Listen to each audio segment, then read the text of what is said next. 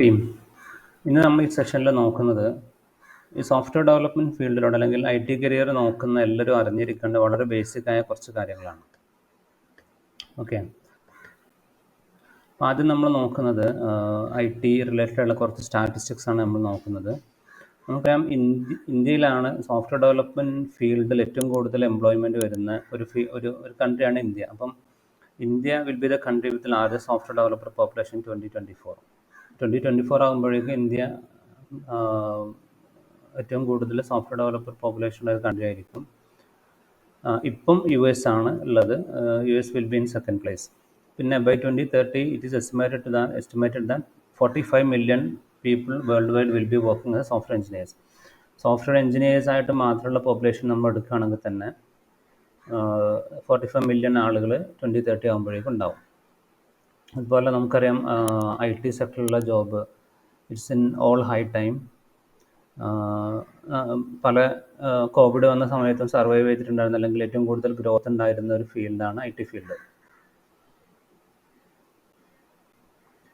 ഇപ്പോൾ എംപ്ലോയ്മെൻറ്റിൻ്റെ സൈഡ് നോക്കുകയാണെന്നുണ്ടെങ്കിൽ ഈ സൈഡിൽ ലെഫ്റ്റ് സൈഡിൽ കാണുന്നത് മില്യൺസിലുള്ള നമ്പറാണ്. അപ്പോൾ ഓരോ ഇയർ ആകുമ്പോഴേക്കും 2021 ഉണ്ടായിരുന്ന അപ്പം പല 2009 മുതൽ 2021 വരെയുള്ള ഡാറ്റയാണത്. അപ്പം നമുക്ക് നോക്കിക്കഴിഞ്ഞാൽ മനസ്സിലാവും ഓരോ ഇയറിലും വരുന്ന ഗ്രോത്ത്.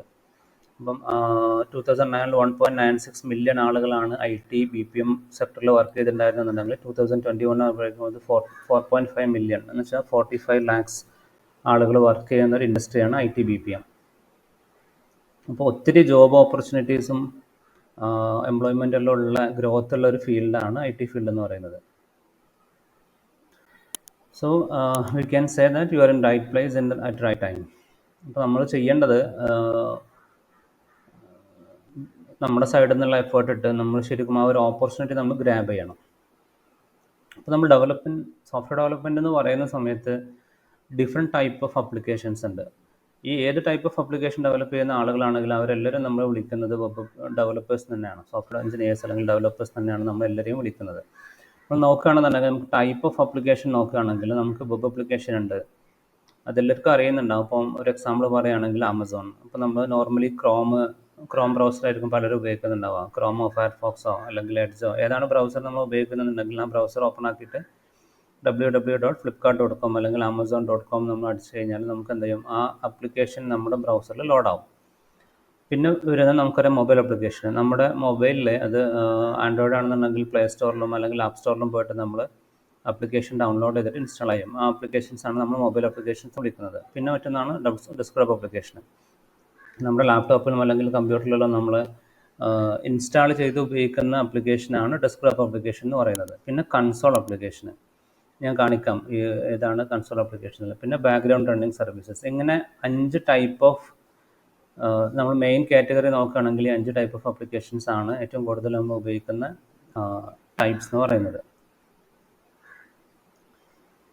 ഓക്കെ, അപ്പം ഇതിൽ വെബ് ആപ്ലിക്കേഷൻ എല്ലാവർക്കും അറിയുന്നുണ്ടാവും, മൊബൈൽ ആപ്ലിക്കേഷൻ അറിയുന്നുണ്ടാവും, ഡെസ്ക്ടോപ്പ് ആപ്ലിക്കേഷൻ അറിയുന്നുണ്ടാവും. Photoshop, MS office, Word, power point, Excel ഇതെല്ലാം നമ്മൾ ഡെസ്ക്ടോപ്പ് ആപ്ലിക്കേഷനിൽ വരുന്നതാണ്. ഇനി കൺസോൾ ആപ്ലിക്കേഷൻ എന്ന് പറഞ്ഞു കഴിഞ്ഞാൽ ഇപ്പോൾ നമ്മൾ നോർമലി ഇപ്പം ഞാൻ കമാൻഡ് പ്രോംപ്റ്റിൽ പോയിട്ട് CMD എന്ന് അടിക്കുകയാണ്. അങ്ങനെ അടിച്ചിട്ട് ഇതിനാണ് നമ്മൾ കമാൻഡ് പ്രോംപ്റ്റ് അല്ലെങ്കിൽ കൺസോൾ എന്ന് വിളിക്കുന്നത്. അപ്പോൾ ഇങ്ങനെ ഈ കൺസോൾ ആപ്ലിക്കേഷൻ എന്ന് പറഞ്ഞു കഴിഞ്ഞാൽ ഈ ഒരു കൺസോൾ തന്നെ വെച്ചിട്ട് നമുക്ക് ഇൻപുട്ട് കൊടുക്കാനും ഔട്ട്പുട്ട് എടുക്കാനെല്ലാം ചെയ്യാൻ പറ്റുന്ന, ഇവിടെ തന്നെയാണ് നമ്മൾ ഇൻപുട്ടും കൊടുക്കുക, ഇവിടെ തന്നെയാണ് നമ്മൾ ഔട്ട്പുട്ടും കിട്ടുക ഈ ഒരു കൺസോളിൽ. ഇങ്ങനെ നമ്മൾ റൺ ചെയ്യുന്ന ആപ്ലിക്കേഷനാണ് കൺസോൾ ആപ്ലിക്കേഷൻ എന്ന് പറയുന്നത്. ഒരു എക്സാമ്പിൾ പറയുകയാണെങ്കിൽ വിൻഡോസിൻ്റെ കൂടെ വരുന്ന ഒരു കൺസോൾ ആപ്ലിക്കേഷനാണ് DIR എന്ന് പറയുന്നത്. ഇത് ഡയറക്ടറി, ഈ ഒരു പെർട്ടിക്കുലർ ഫോൾഡറിൻ്റെ ഉള്ളിലുള്ള ഡയറക്ടറീസ് ലിസ്റ്റ് ചെയ്യാനുള്ളതാണ്. അപ്പോൾ ഞാൻ ക്ലിക്ക് ചെയ്ത് കഴിഞ്ഞാൽ ഈ ഒരു പെർട്ടിക്കുലർ ഫോൾഡറിലുള്ള മുഴുവൻ ഡയറക്ടറിയും ഇത് ലിസ്റ്റ് ചെയ്യും.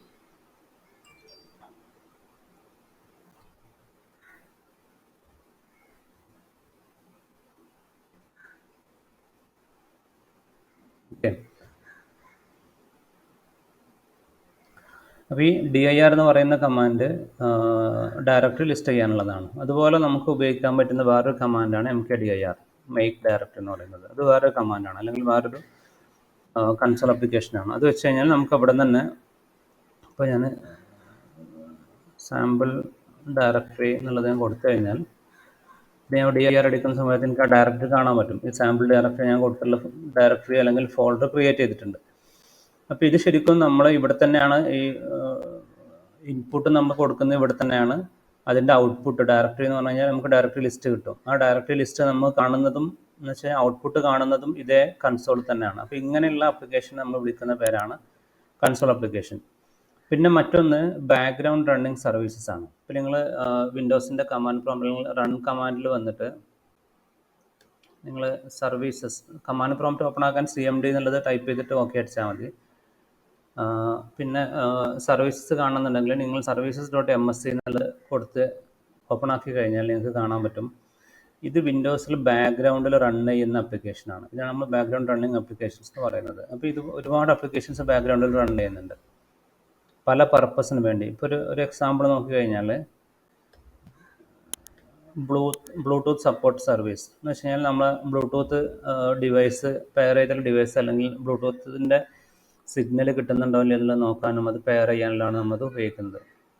അതുപോലെ ഒരുപാട് പർപ്പസിന് വേണ്ടി നമ്മൾ ഉപയോഗിക്കുന്ന പല ബാക്ക്ഗ്രൗണ്ട് റണ്ണിങ് സർവീസസ് ഉണ്ട്. അതേപോലെ ഇൻ്റലിൻ്റെ ഓഡിയോ സർവീസിന് വേണ്ടി മൈക്ക് ഓണും ഓഫും അതിൻ്റെ ഓഡിയോ സ്പീക്കർ ഓഡിയോ റിലേറ്റഡുള്ള എല്ലാ കാര്യങ്ങൾക്കും വേണ്ടിയുള്ള സർവീസുകൾ. അങ്ങനെ ഓരോ കമ്പ്യൂട്ടറിലും നമുക്ക് ഒരുപാട് ബാക്ക്ഗ്രൗണ്ട് റണ്ണിങ് സർവീസസ് ഉണ്ടാവും.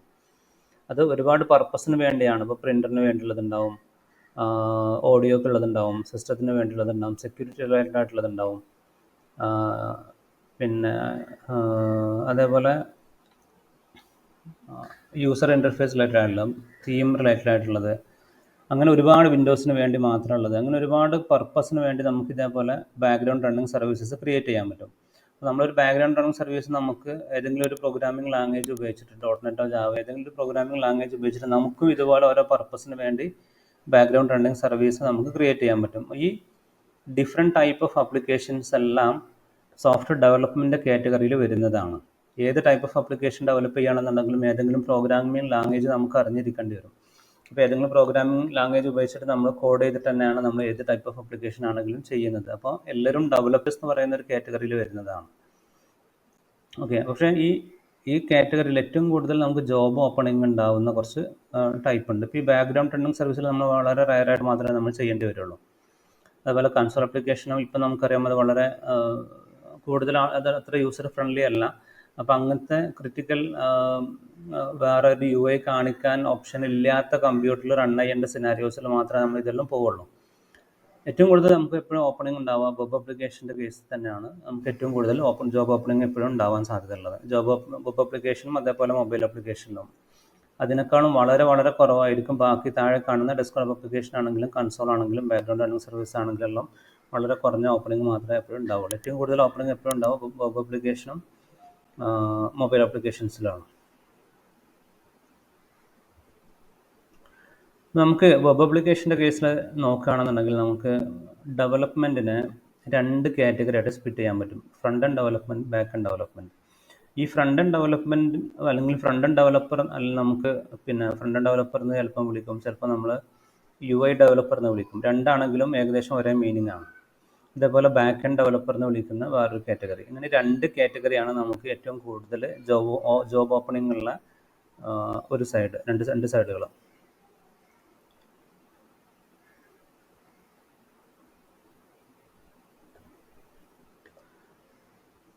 അപ്പോൾ നമുക്ക് ഈ ഫ്രണ്ട് എൻഡ് ഡെവലപ്മെൻറ്റ് അല്ലെങ്കിൽ UI ഡെവലപ്മെൻറ്റ് എന്ന് പറയുന്നത് അതിലെ ഈ ഒരു സൈഡാണ്. അതിനെ നമ്മൾ ക്ലയൻറ്റ് ഡെവലപ്മെൻറ്റ് അല്ലെങ്കിൽ ക്ലയൻറ്റ് സൈഡ് എന്നും കൂടെ വിളിക്കും.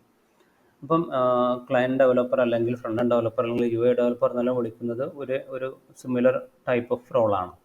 അപ്പോൾ ഇതിൽ നമ്മൾ ഈ ഒരു ഫ്രണ്ട് എൻഡ് ഡെവലപ്പർ ആണെങ്കിൽ അയാൾ അറിഞ്ഞിരിക്കേണ്ട ടെക്നോളജീസ് HTML അറിയണം, CSS അറിയണം, ജാവാസ്ക്രിപ്റ്റ് അറിയണം, പിന്നെ അത് കൂടാണ്ട് ബൂട്ട് സ്ട്രാപ്പ് ഇതുപോലത്തെ കുറച്ച് കാര്യങ്ങൾ അറിയണം. പിന്നെ മാർക്കറ്റിൽ ഇപ്പോൾ ഏറ്റവും കൂടുതൽ ഉപയോഗിക്കുന്ന 2 ഫ്രെയിം വർക്ക്സാണ് റിയാക്റ്റും ആംഗുലറും. ഇതിലും കുറേ കാര്യങ്ങൾ അറിയുന്ന ഒരാളാണ് എപ്പോഴും ഫ്രണ്ട് എൻഡ് ഡെവലപ്പർ എന്ന് പറയുന്നത്. അതേപോലുള്ള പിന്നെ ഇപ്പം ബാക്ക് എൻഡ് ഡെവലപ്മെൻറ്റ് നോക്കുകയാണെന്നുണ്ടെങ്കിൽ സെർവർ സൈഡ് ഡെവലപ്മെൻറ്റ് അല്ലെങ്കിൽ ബാക്ക് എൻഡ് ഡെവലപ്മെൻറ്റ് നമ്മൾ വിളിക്കുന്നത്. അതിൽ ഈ ഒരാൾ ബാക്ക് എൻഡ് ഡെവലപ്പർ ആവണമെങ്കിൽ അയാൾ അറിഞ്ഞിരിക്കേണ്ട കുറേ കാര്യങ്ങളുണ്ട്. ഇപ്പോൾ അയാൾക്ക് ഏതെങ്കിലും ഒരു പ്രോഗ്രാമിംഗ് ലാംഗ്വേജ് അറിയണം. അത് റൂബി ആവാം, പൈത്തൺ ആവാം, PHP ആവാം, .NET ജാവ ഏതെങ്കിലും ഒരു പ്രോഗ്രാമിംഗ് ലാംഗ്വേജ് അറിയണം. അയാൾക്ക് ഡാറ്റാബേസ് അറിയണം, പോസ്റ്റ്ഗ്രസ് ഉണ്ട്, MySQL ഉണ്ട്, Oracle ഉണ്ട്, അതുപോലുള്ള ഡിഫറെൻറ്റ് ഡാറ്റാബേസസ് ഉണ്ട്. അതിൽ ഏതെങ്കിലും ഒരു ഡാറ്റാബേസ് അയാൾ അറിഞ്ഞിരിക്കണം.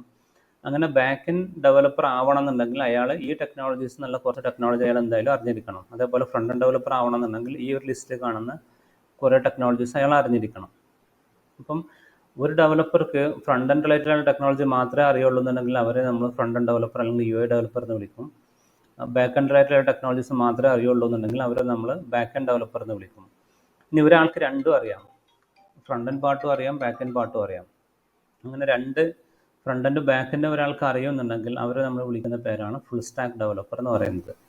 അയാൾക്ക് ബാക്ക് എൻഡിലുള്ള എല്ലാ പ്രോഗ്രാമിംഗ് ലാംഗ്വേജും അറിഞ്ഞിരിക്കണം എന്നില്ല. അപ്പോൾ ഒരാൾക്ക് PHP അറിയാം, പോസ്റ്റ്ഗ്രസ് അറിയാം, അങ്ങനെയുള്ള കുറച്ച് ഒരു ബാക്ക് എൻഡിന് വേണ്ട ഒരു ലിസ്റ്റ് ഓഫ് ടെക്നോളജി അയാൾക്കറിയാം. അതേപോലെ ഫ്രണ്ട് എൻഡിനും വേണ്ട ഒരു ലിസ്റ്റ് ഓഫ് ടെക്നോളജി അയാൾക്ക് അറിയാമെന്നുണ്ടെങ്കിൽ അവർ നമ്മൾ ഫുൾ സ്റ്റാക്ക് ഡെവലപ്പർ എന്ന് വിളിക്കും. അല്ലാതെ ബാക്ക് എൻഡിലുള്ള എല്ലാ ടെക്നോളജിയും എല്ലാ പ്രോഗ്രാമിംഗ് ലാംഗ്വേജും അറിയുന്ന ആളെയല്ല നമ്മൾ ഫുൾ സ്റ്റാക്ക് ഡെവലപ്പറിന്, അല്ലെങ്കിൽ അതല്ല നമ്മൾ എക്സ്പെക്ട് ചെയ്യുന്നത്. ഫ്രണ്ട് എൻഡിന് വേണ്ടിയുള്ള ഒരു ലിസ്റ്റും ബാക്ക് എൻഡിന് വേണ്ടിയുള്ള ഒരു ലിസ്റ്റും അത് കംപ്ലീറ്റ് ആയിട്ട് അയാൾക്കറിയാം. ഓക്കെ, അങ്ങനെ നമ്മൾ ഡെവലപ്പേഴ്സ് നോക്കിക്കഴിഞ്ഞാൽ 3 ടൈപ്പാണ് നമ്മൾ കാണുക: ഫ്രണ്ട് എൻഡ് ഡെവലപ്പറും, ബാക്ക് എൻഡ് ഡെവലപ്പറും, പിന്നെ ഫുൾ സ്റ്റാക്ക് ഡെവലപ്പറും.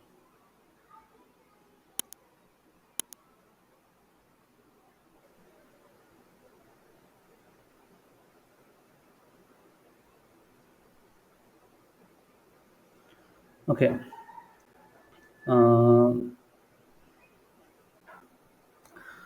നമുക്ക് ഫ്രണ്ട് എൻഡ് എന്താണ്, അതേപോലെ ബാക്ക് എൻഡ് എന്താണെന്നുള്ള ഡീറ്റെയിൽ ആയിട്ട് നോക്കുന്നതിന് മുമ്പ് നമുക്ക് പിന്നെ ഫ്രണ്ട് എൻഡ് എന്ന് പറയുന്നത് എപ്പോഴും നമുക്ക് ഇപ്പം ഈ ഒരു എക്സാമ്പിൾ കാണിക്കുന്ന പോലെ, ഒരു പിക്ചറിൽ കാണിക്കുന്ന പോലെ, ഫ്രണ്ട് എൻഡ് നമ്മൾ എപ്പോഴും കാണുക വളരെ നീറ്റായിട്ട് യൂസർക്ക് ക്ലിയർ ആയിട്ട് മനസ്സിലാകുന്ന രീതിയിലുള്ള കുറേ കാര്യങ്ങളാണ് നമ്മൾ ഫ്രണ്ട് എൻഡിൽ എപ്പോഴും കാണാം. ബാക്ക് എൻഡിലാണെന്നുണ്ടെങ്കിൽ ഒരുപാട് കണക്ഷൻസ് അങ്ങോട്ടും ഇങ്ങോട്ടും പോകുന്നുണ്ടാകും. ഇപ്പോൾ ഞാനൊരു എക്സാമ്പിൾ പറയാം.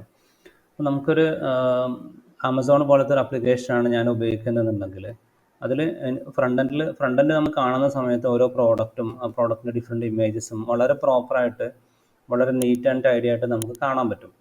ആ പ്രോഡക്റ്റിലുള്ള ഡീറ്റെയിൽസ് ക്ലിക്ക് ചെയ്ത് കഴിഞ്ഞാൽ അതിൻ്റെ താഴെ ഡീറ്റെയിൽസും റിവ്യൂസും റേറ്റിംഗ്സും എല്ലാം നമുക്ക് കാണാൻ പറ്റും. ഒരു ബട്ടൺ ക്ലിക്കിൽ തന്നെ നമുക്ക് ഒരുപാട് ഇൻഫർമേഷൻസ് കാണാൻ പറ്റും. വളരെ നീറ്റായ രീതിയിലായിരിക്കും അത് അറേഞ്ച് ചെയ്തിട്ടുണ്ടാവുക. പക്ഷേ അത്രയും ഇൻഫർമേഷൻസ് നമുക്ക് കാണാൻ വേണ്ടി അത് ബാക്ക് എൻഡിൽ ഒരുപാട് കാര്യങ്ങൾ പല സർവീസിനോടും കമ്മ്യൂണിക്കേറ്റ് ചെയ്യുന്നുണ്ടാവും. ഞാനൊരു എക്സാമ്പിൾ പറയാം. ഇപ്പോൾ ഒരു പ്രോഡക്റ്റ് ഞാനൊരു പിൻ കോഡ് കൊടുത്തിട്ട് ആ പിൻ കോഡിൽ എപ്പം ഡെലിവർ ചെയ്യും എന്നുള്ളത് ശരിക്കും ഡെലിവറി ചെയ്യുന്ന കമ്പനീസാണ് ശരിക്കും അത് ഡിസൈഡ് ചെയ്യുന്നുണ്ടാവുക. അപ്പോൾ ഒരു പെർട്ടിക്കുലർ പിൻ കോഡ് ആ പ്രോഡക്റ്റ് ഇപ്പം ഉള്ളത് ഇപ്പോൾ ഒരു മുംബൈയിലുള്ളൊരു വെയർ ഹൗസിലാണുള്ളതെന്നുണ്ടെങ്കിൽ അവിടെ നിന്ന് എൻ്റെ പിൻ കോഡിലോട്ട് ഡെലിവർ ചെയ്യാൻ എത്ര ടൈം എടുക്കും എന്നുള്ളത് ആ ഡെലിവറി കമ്പനിയാണ് ഡിസൈഡ് ചെയ്യുക. അപ്പം അങ്ങനെ ചെയ്യണമെന്നുണ്ടെങ്കിൽ ആ ഡെലിവറി കമ്പനീൻ്റെ ഏതെങ്കിലും സർവീസിനോട് ബാക്കിൽ നിന്ന് കമ്മ്യൂണിക്കേറ്റ് ചെയ്യേണ്ടി വരും. അപ്പോൾ നമ്മളൊരു പ്രോഡക്റ്റിൻ്റെ ഡീറ്റെയിൽ പേജിൽ പോകുന്ന സമയത്ത് ആ ഒരു ഡെലിവറി സർവീസിനോട് കമ്മ്യൂണിക്കേറ്റ് ചെയ്ത് അതിൻ്റെ റെസ്പോൺസ് എടുക്കുന്നുണ്ടാവും. അതുപോലെ മറ്റൊരു എക്സാമ്പിൾ, ഇപ്പോൾ ഞാൻ പേയ്മെൻറ്റ് നടത്തുന്നത് പേയ്മെൻറ്റ് ഗേറ്റ് വേ വഴിയാണെന്നുണ്ടെങ്കിൽ ബാക്ക് എൻഡിൽ അതിൻ്റെ പേയ്മെൻറ്റ് സർവീസിനോടുള്ള കമ്മ്യൂണിക്കേഷൻസും കാര്യങ്ങളും നടക്കേണ്ടി വരും. അതേപോലെ പിന്നെ ഇപ്പം പ്രോഡക്റ്റ് പേയ്മെൻ്റ് എല്ലാം നടത്തി ഡെലിവറി സ്റ്റേജിലാണെങ്കിൽ അത് എവിടെ എത്തി എനിക്ക് സ്റ്റാറ്റസ് കാണാൻ പറ്റും. അപ്പോൾ ആ സ്റ്റാറ്റസ് കാണണമെന്നുണ്ടെങ്കിൽ ആ ഡെലിവറി നടത്തുന്ന കമ്പനി അവർ റെഗുലറായിട്ടുള്ള കമ്മ്യൂണിക്കേഷൻസും കാര്യങ്ങളും ഈ കൊമേഴ്സ് ഈ കൊമേഴ്സ് പ്ലാറ്റ്ഫോമിലോട്ട് കമ്മ്യൂണിക്കേഷൻ നടക്കുന്നുണ്ടാവും. അപ്പോൾ നമ്മൾ ബാക്ക് എൻഡിൽ നോക്കുന്ന സമയത്ത് ഒരുപാട് കണക്ഷൻസ്, പല സർവീസിനോടുള്ള പല കണക്ഷൻസും ഉണ്ടാവും. പക്ഷെ ഫ്രണ്ട് എൻഡിൽ കാണുന്ന സമയത്ത് വളരെ നീറ്റായിട്ട് ഏറ്റവും സിമ്പിളായ രീതിയിൽ നമ്മളത് ഫ്രണ്ട് എൻഡിൽ കാണിച്ചു കൊടുക്കും. ഇപ്പോൾ ഒരു വെബ് ആപ്ലിക്കേഷൻ, 2 വെബ് ആപ്ലിക്കേഷനാണ് നമ്മളിവിടെ ഓപ്പൺ ആക്കി വെച്ചിട്ടുള്ളത്. അപ്പോൾ ഇതിൽ ഇപ്പോൾ ഈ ഒരു ആമസോണിൻ്റെ വെബ്സൈറ്റ്, ഈ വെബ്സൈറ്റ് നമ്മൾ നോക്കുകയാണെന്നുണ്ടെങ്കിൽ നമുക്കിതിൽ ഡിഫറെൻറ്റ് കമ്പോണൻസ് നമുക്കിതിലുണ്ട്. ഡീറ്റെയിൽ ആയിട്ട് നമുക്ക് കവർ ചെയ്യാം. ഇപ്പോൾ ഒരു വെബ് ആപ്ലിക്കേഷൻ amazon.in എന്ന് പറയുന്ന ഒരു വെബ് ആപ്ലിക്കേഷൻ നമ്മൾ ഓപ്പൺ ആക്കുന്ന സമയത്ത് നമ്മൾ എങ്ങനെയാണ് നമ്മളൊരു വെബ് ആപ്ലിക്കേഷൻ ഓപ്പൺ ആക്കുന്നത്, അല്ലെങ്കിൽ ഒരു വെബ് ആപ്ലിക്കേഷൻ്റെ ലൈഫ് സൈക്കിൾ എന്ന് പറയുന്നത് എന്താണ്? ഇപ്പോൾ നോർമലി നമ്മളൊരു വെബ് ആപ്ലിക്കേഷൻ ഓപ്പൺ ആക്കുക, ആദ്യം നമ്മളൊരു ബ്രൗസർ ഓപ്പൺ ആക്കും. ഈ ബ്രൗസർ എന്ന് പറയുന്നത് നമ്മൾ ഡെസ്ക്ടോപ്പ് ആപ്ലിക്കേഷനാണ്. ലാപ്ടോപ്പിലാണെങ്കിൽ അല്ലെങ്കിൽ ഡെസ്ക്ടോപ്പിലാണെങ്കിലും നമ്മൾ ക്രോം ആണെന്നുണ്ടെങ്കിൽ ക്രോമിൻ്റെ ഗൂഗിളിൻ്റെ സൈറ്റിൽ പോയിട്ട് ക്രോം ഡൗൺലോഡ് ചെയ്തിട്ട് നമ്മൾ ഇൻസ്റ്റാൾ ചെയ്യുന്നു. മൊബൈലിലാണെന്നുണ്ടെങ്കിലും നമ്മൾ ആപ്പ് സ്റ്റോറിലോ അല്ലെങ്കിൽ പ്ലേ സ്റ്റോറിലോ പോയിട്ട് ക്രോം ഡൗൺലോഡ് ചെയ്തിട്ട് നമ്മൾ ഇൻസ്റ്റാൾ ചെയ്യുന്നു. അപ്പോൾ ആദ്യം നമ്മൾ ചെയ്യുന്നത് ഒരു ബ്രൗസർ ഇൻസ്റ്റാൾ ചെയ്യുന്നു. എന്നിട്ട് രണ്ടാമത് ചെയ്യുന്നത് എന്താണ്? ഒരു ബ്രൗസർ ഓപ്പൺ ചെയ്യുന്നു.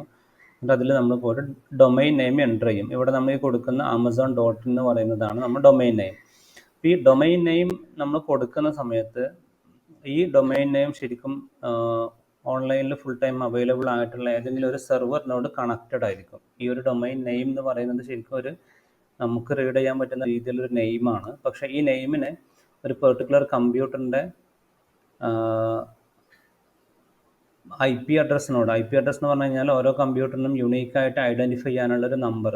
ഒരു എക്സാമ്പിൾ പറഞ്ഞു കഴിഞ്ഞാൽ ഇപ്പോൾ എനിക്ക് ആധാർ കാർഡ് ഉണ്ടെങ്കിൽ എൻ്റെ ആധാർ കാർഡിൻ്റെ നമ്പർ കണ്ടു കഴിഞ്ഞാൽ എന്തറിയാൻ പറ്റും, ഈ പിന്നെ ഡീറ്റെയിൽസ് വെച്ചിട്ട് ആ കമ്പ്യൂട്ടർ എവിടെയാണ്, ഏത് കൺട്രീസിലാണ്, ഏത് നെറ്റ്വർക്കിലാണ് കണക്റ്റഡ്, എല്ലാ കാര്യങ്ങളും അറിയാൻ പറ്റും. അതേപോലെ തന്നെ ഓരോ കമ്പ്യൂട്ടറിനും ഇൻ്റർനെറ്റിൽ കണക്റ്റഡ് ആയിട്ടുള്ള എല്ലാ കമ്പ്യൂട്ടറിനും യുണീക്കായിട്ടുള്ള ഒരു നമ്പർ ഉണ്ട്. ആ നമ്പറിന് നമ്മൾ വിളിക്കുന്ന പേരാണ് IP അഡ്രസ്സ്. അപ്പോൾ ഈ ആമസോൺ ഡോട്ട് ഇൻ എന്ന് പറയുന്ന ഈ ഒരു ഡൊമൈൻ നെയിമിനെ നമ്മളൊരു IP അഡ്രസ്സിനോട് നമ്മൾ ലിങ്ക് ചെയ്തിട്ടുണ്ടാവും. അങ്ങനെയാണ് നമ്മൾ ഇവിടെ ആമസോൺ ഡോട്ട് ഇൻ ടൈപ്പ് ചെയ്യുന്ന സമയത്ത് ആ ഒരു പെർട്ടിക്കുലർ കമ്പ്യൂട്ടറിൽ പോയിട്ട് ഇതിന് വേണ്ട എല്ലാ ഫയൽസും, HTML ഫയലും ഇമേജസും മറ്റു എല്ലാ ഫയൽസും ഡൗൺലോഡ് ചെയ്ത് വരുന്നത് ആ ഒരു പെർട്ടിക്കുലർ കമ്പ്യൂട്ടറിൽ നിന്നാണ്. അപ്പോൾ ഈ ഡൊമൈൻ നെയിമിനെ ഒരു IP അഡ്രസ്സിനോട് ലിങ്ക് ചെയ്തിട്ടുണ്ടാവും. അതിന് നമ്മൾ DNS എൻട്രി എന്നാണ് പറയാം. ഇപ്പോൾ DNS എൻട്രിയിൽ നമ്മൾ കൊടുത്തിട്ടുണ്ടാവും ഇന്ന ഡൊമൈൻ നെയിം ആണെങ്കിൽ ഇന്ന കമ്പ്യൂട്ടറാണ് അല്ലെങ്കിൽ ഇന്ന IP അഡ്രസ്സിലോട്ടാണ് ലിങ്ക് ചെയ്തിട്ടുള്ളത് നമ്മൾ. അപ്പോൾ നമ്മൾ ഈ ബ്രൗസറിൽ വന്നിട്ട് ഡൊമൈൻ നെയിം നമ്മൾ ടൈപ്പ് ചെയ്താൽ തന്നെ അത് ആ ഒരു പെർട്ടിക്കുലർ കമ്പ്യൂട്ടറിനോട് കമ്മ്യൂണിക്കേറ്റ് ചെയ്യും. അപ്പോൾ ശരിക്കും ചെയ്യുന്നത് നമ്മൾ ഡൊമൈൻ നെയിം എൻ്റർ ചെയ്ത് കഴിഞ്ഞാൽ നമ്മുടെ ഈ ബ്രൗസർ ആ സെർവറിലോട്ട് റിക്വസ്റ്റ് അയക്കും. സെർവർ എന്ന് പറയുന്നത് നമുക്ക് ഇതിന് വേണ്ട എല്ലാ ഫയൽസും, ഈ ഒരു ആപ്ലിക്കേഷന് വേണ്ടിയുള്ള എല്ലാ ഫയൽസും സ്റ്റോർ ചെയ്തിട്ടുള്ള ഒരു കമ്പ്യൂട്ടറിനാണ് നമ്മൾ സെർവർ അല്ലെങ്കിൽ വെബ് സെർവർ എന്നെല്ലാം വിളിക്കുന്നത്. അപ്പോൾ നമ്മൾ ഈ ഒരു ബ്രൗസറിൽ വന്നിട്ട് നമ്മൾ ഡൊമൈൻ നെയിം ടൈപ്പ് ചെയ്ത് എൻ്റർ കീ അടിച്ചു കഴിഞ്ഞാൽ നേരെ ആ ബ്രൗസർ ചെയ്യുന്നത് ആ ഒരു പെർട്ടിക്കുലർ സെർവർ കമ്പ്യൂട്ടറിലോട്ട് റിക്വസ്റ്റ് അയക്കും. ഏതാണ് ഈ സെർവർ കമ്പ്യൂട്ടർ എന്ന് ഐഡൻറ്റിഫൈ ചെയ്യുന്നത് എങ്ങനെയാണ്? ഈ ഡൊമൈൻ നെയിമിന് കറസ്പോണ്ടിങ് ആയിട്ട് മാപ്പ് ചെയ്തിട്ടുള്ള, ഇപ്പോൾ എക്സാമ്പിൾ പറഞ്ഞു കഴിഞ്ഞാൽ എൻ്റെ ആധാർ കാർഡ് എൻ്റെ നെയിമിനോട്, ജാഫർ എന്ന് പറയുന്ന നെയിമിനോട് മാപ്പ് ചെയ്തിട്ടുണ്ട്, എൻ്റെ നെയിമും എൻ്റെ അഡ്രസ്സും. അപ്പോൾ ഈ ആധാർ കാർഡ് നമ്പർ നോക്കിയാൽ തന്നെ കറക്റ്റായിട്ട് എന്നെ ഐഡൻറ്റിഫൈ ചെയ്യാൻ പറ്റും. അതേപോലെ തന്നെയാണ് ഡൊമൈൻ നെയിം നമ്മൾ ഒരു IP അഡ്രസ്സിനോട് മാപ്പ് ചെയ്യുന്നത്. അങ്ങനെ മാപ്പ് ചെയ്തിട്ടുള്ള ആ ഒരു സെർവറിലോട്ട് റിക്വസ്റ്റ് അയക്കും. റിക്വസ്റ്റ് അയച്ചു കഴിഞ്ഞാൽ ആ സെർവർ എന്ത് ചെയ്യും? സെർവർ റിക്വസ്റ്റിന് വേണ്ടി ഇങ്ങനെ വെയിറ്റ് ചെയ്ത് നിൽക്കലായിരിക്കും. അപ്പോൾ റിക്വസ്റ്റ് കിട്ടിക്കഴിഞ്ഞാൽ ആ സെർവർ എന്ത് ചെയ്യും? അവിടെ നിന്നുള്ള മുഴുവൻ ഫയൽസ്, നമ്മൾ റിക്വസ്റ്റ് ചെയ്യുന്ന മുഴുവൻ ഫയൽസ് നമുക്ക് അയച്ചു തരും. അപ്പോൾ അതിൽ HTML ഫയൽ ഉണ്ടാവും, ഇമേജ് ഫയൽ ഉണ്ടാവും. അപ്പോൾ നമ്മൾ ഈ കാണുന്ന ഒരുപാട് ഇമേജസ് ഉണ്ട്, ആ ഇമേജ് ഫയൽ ഉണ്ടാവും, ചിലപ്പോൾ വീഡിയോ ഫയൽ ഉണ്ടാവും. എല്ലാ ഫയൽസും നമുക്ക് അവിടെ നിന്ന് ഇങ്ങോട്ട് അയച്ചു തരും. അങ്ങനെ അയച്ചു തന്നു കഴിഞ്ഞാൽ അത് റിസീവ് ആകുന്നത്, റിക്വസ്റ്റ് ആരാണ് സെൻഡ് ചെയ്യുന്നത്? ബ്രൗസറാണ് റിക്വസ്റ്റ് അയക്കുന്നത്. ബ്രൗസറാണ് എപ്പോഴും റിക്വസ്റ്റ് ഇനിഷ്യേറ്റ് ചെയ്യാം. അപ്പോൾ ബ്രൗസർ റിക്വസ്റ്റ് അയക്കുന്നു, അത് സെർവറിൽ റിക്വസ്റ്റ് അത് റിസീവ് ചെയ്യുന്നു. എന്നിട്ട് സെർവർ എന്ത് ചെയ്യും? ആ റെസ്പോൺസ് അവിടെ നിന്ന് സെൻഡ് ചെയ്യും. ആ സെൻഡ് ചെയ്തിട്ടുള്ള റെസ്പോൺസ് എന്ത് ചെയ്യും? ബ്രൗസറിൽ റിസീവ് ചെയ്യും. അങ്ങനെ ബ്രൗസറിൽ ആ റെസ്പോൺസ് കിട്ടിക്കഴിഞ്ഞാൽ, സെർവറിൻ്റെ സൈഡിൽ നിന്നുള്ള റെസ്പോൺസ് കിട്ടിക്കഴിഞ്ഞാൽ അത് ആ കണ്ടൻറ്റിനെ ബ്രൗസർ റെൻഡർ ചെയ്യും. റെൻഡർ ചെയ്യാൻ ഡിസ്പ്ലേ ചെയ്യും. അപ്പം അങ്ങനെ ഈ കണ്ടൻറ്റിനെ റെൻഡർ ചെയ്ത് കഴിഞ്ഞാൽ യൂസർക്ക് പിന്നെ കാണാൻ പറ്റും.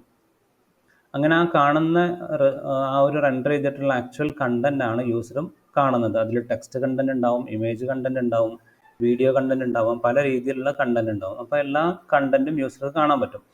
അങ്ങനെ യൂസർ കണ്ടൻറ്റ് കണ്ടു കഴിഞ്ഞാൽ പിന്നെ അടുത്ത സ്റ്റെപ്പ് എന്താണ്? ഞാൻ ഈ ഒരു ഹോം പേജിൽ വന്നു, ഇവിടെ വന്നിട്ട് ആമസോൺ ഡോട്ട് ഇൻ കൊടുത്തു കഴിഞ്ഞാൽ അതിൻ്റെ ഹോം പേജിൻ്റെ കണ്ടൻറ്റ് എനിക്ക് കിട്ടും. അങ്ങനെ ഈ ഹോം പേജ് ഞാൻ നോക്കിയിരിക്കുകയാണ് ഉണ്ടാവുക? അല്ല, ഞാനിതിൽ ഏതെങ്കിലും എനിക്ക് ഇഷ്ടപ്പെടുന്ന പ്രോഡക്റ്റ് ഞാൻ നോക്കും, അല്ലെങ്കിൽ ഇതിൽ ഏതെങ്കിലും ഞാൻ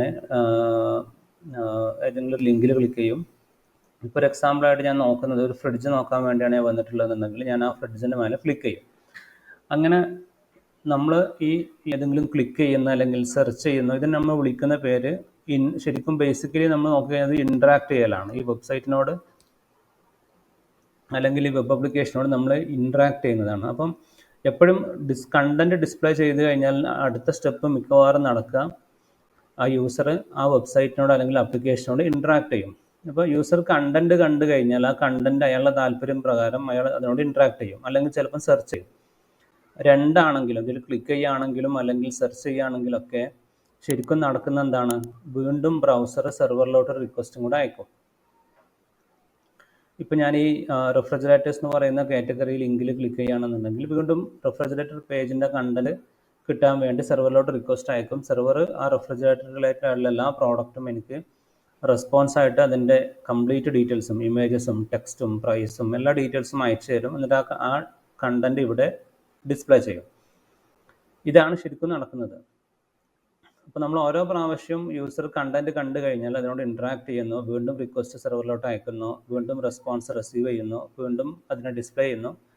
ഡിസ്പ്ലേ ചെയ്ത് കഴിഞ്ഞാൽ ഇപ്പം യൂസർ ചിലപ്പം ഇഷ്ടപ്പെട്ട് കഴിഞ്ഞാൽ ആഡ് ടു കാർട്ട് അടിക്കും. അത് വീണ്ടും ഒരു രീതിയിലുള്ള ഇൻട്രാക്ഷനാണ്, വീണ്ടും ഇൻട്രാക്ട് ചെയ്യുന്നു. അപ്പോൾ ഇത് ഈ ഒരു സർക്കിളിൽ ഇങ്ങനെ നടക്കും. യൂസർ ആ ബ്രൗസർ ക്ലോസ് ചെയ്ത് പോകുന്നത് വരെ നടക്കുന്ന സർക്കിൾ ഇതാണ്. അപ്പോൾ ഒരു അപ്ലിക്കേഷൻ്റെ life cycle, web application life cycle എന്ന് പറയുന്നത് നമ്മൾ ഡൊമൈൻ നെയിം എൻ്റർ ചെയ്ത് കഴിഞ്ഞാൽ ബ്രൗസർ സെർവറോട്ട് റിക്വസ്റ്റ് അയക്കുന്നു, റെസ്പോൺസ് റിസീവ് ചെയ്യുന്നു, ആ റിസീവ് ചെയ്തിട്ടുള്ള റെസ്പോൺസ് റെൻഡർ അല്ലെങ്കിൽ ഡിസ്പ്ലേ ചെയ്യുന്നു, യൂസർ കണ്ടന്റ് കാണുന്നു, യൂസർ വീണ്ടും അതുകൊണ്ട് ഇൻട്രാക്ട് ചെയ്യുന്നു, വീണ്ടും സെർവറിലോട്ട് റിക്വസ്റ്റ് അയക്കുന്നു, വീണ്ടും റെസ്പോൺസ് റിസീവ് ചെയ്യുന്നു, വീണ്ടും ഡിസ്പ്ലേ ചെയ്യുന്നു. അതിങ്ങനെ ഒരു സർക്കിളിൽ നടക്കുന്നുണ്ടാവും. അത് യൂസർ ക്വിറ്റ് ചെയ്ത് അല്ലെങ്കിൽ ക്ലോസ് ചെയ്ത് പോകുന്നത് വരെ അതന്നെ നടക്കുന്നുണ്ടാവും. അപ്പോൾ ഈ ബ്രൗസർ സെർവറിലോട്ട് അയക്കുന്നതിന് നമ്മൾ റിക്വസ്റ്റ് എന്നും വിളിക്കുന്നു. അതേപോലെ സെർവർ തിരിച്ച് ബ്രൗസറിന് കൊടുക്കുന്നതിനെ റെസ്പോൺസ് എന്ന് വിളിക്കുന്നു. അത് രണ്ട് ടേം നിങ്ങൾ ക്ലിയർ ആയിട്ട് തന്നെ മനസ്സിലാക്കണം. ബ്രൗസർ, അത് ബ്രൗസർ ആവാം അല്ലെങ്കിൽ മൊബൈൽ ആപ്ലിക്കേഷൻ ആവാം, ഏതാണെങ്കിലും ഈ ഫ്രണ്ട് എൻഡിലുള്ള ഈ ആപ്ലിക്കേഷന് ക്ലയൻറ്റ് സൈഡിലുള്ളത് സെർവറിലോട്ട് അയക്കുന്നതിന് റിക്വസ്റ്റ് എന്നുള്ളതും, സെർവർ തിരിച്ച് ആരാണോ എവിടെ നിന്നാണോ റിക്വസ്റ്റ് വന്നത് അങ്ങോട്ട് തന്നെ തിരിച്ചു കൊടുക്കുന്ന റെസ്പോൺസിനെ നമ്മൾ റെസ്പോൺസ് എന്നാണ് വിളിക്കുന്നത്. റിക്വസ്റ്റും റെസ്പോൺസും. അപ്പോൾ വെബ് ആപ്ലിക്കേഷൻ്റെ കേസിൽ എപ്പോഴും ഒരു റിക്വസ്റ്റ് അയക്കുന്നു, തിരിച്ച് റെസ്പോൺസ് കിട്ടുന്നു, വീണ്ടും റിക്വസ്റ്റ് അയക്കുന്നു, തിരിച്ച് വീണ്ടും റെസ്പോൺസ് കിട്ടുന്നു. അതിങ്ങനെ സൈക്കിളിൽ നടക്കുന്നതാണ് ഉണ്ടാവുക. അപ്പോൾ ഒരു വെബ് ആപ്ലിക്കേഷൻ്റെ മെയിൻ കമ്പോണൻസ് എന്ന് പറഞ്ഞു കഴിഞ്ഞാൽ നമുക്ക് പിന്നെ മെയിനായിട്ട് 3 കമ്പോണൻസ് ആണ് വരുന്നത്. ഒന്ന് ഫ്രണ്ട് എൻഡ് ലെയർ, ഏറ്റവും ഫ്രണ്ട് എൻഡിൽ വരുന്ന ഓർഡർ. രണ്ടാമത് API ലെയർ. മൂന്നാമത് വരുന്നത് ഡാറ്റാബേസും സർവീസുകളും. ഇതാണ് ശരിക്കും മെയിനായിട്ട് വരുന്ന 3 കാറ്റഗറി. അതിന് നമുക്ക് ഒരു എക്സാമ്പിൾ പറയുകയാണെന്നുണ്ടെങ്കിൽ, ഇപ്പോൾ ഒരു റെസ്റ്റോറൻറ്റിൽ കസ്റ്റമേഴ്സിന് കാണാൻ പറ്റുന്ന രീതിയിലുള്ള, വന്ന് ഇരിക്കാൻ പറ്റുന്ന രീതിയിലുള്ള ഒരു ഏരിയ ഉണ്ടാവും. അവിടെ ആ ഒരു ഏരിയക്കാണ് നമ്മൾ ഫ്രണ്ട് എൻഡ് എന്ന് വിളിക്കുന്നത്. പിന്നെ നമുക്ക് റിക്വസ്റ്റ്, ഈ കസ്റ്റമർ കൊടുക്കുന്ന ഓർഡറിൻ്റെ റിക്വസ്റ്റ് റിസീവ് ചെയ്യാൻ വേണ്ടി വെയിറ്റേഴ്സ് ആയിട്ടുള്ള ആളുകളുണ്ടാവും.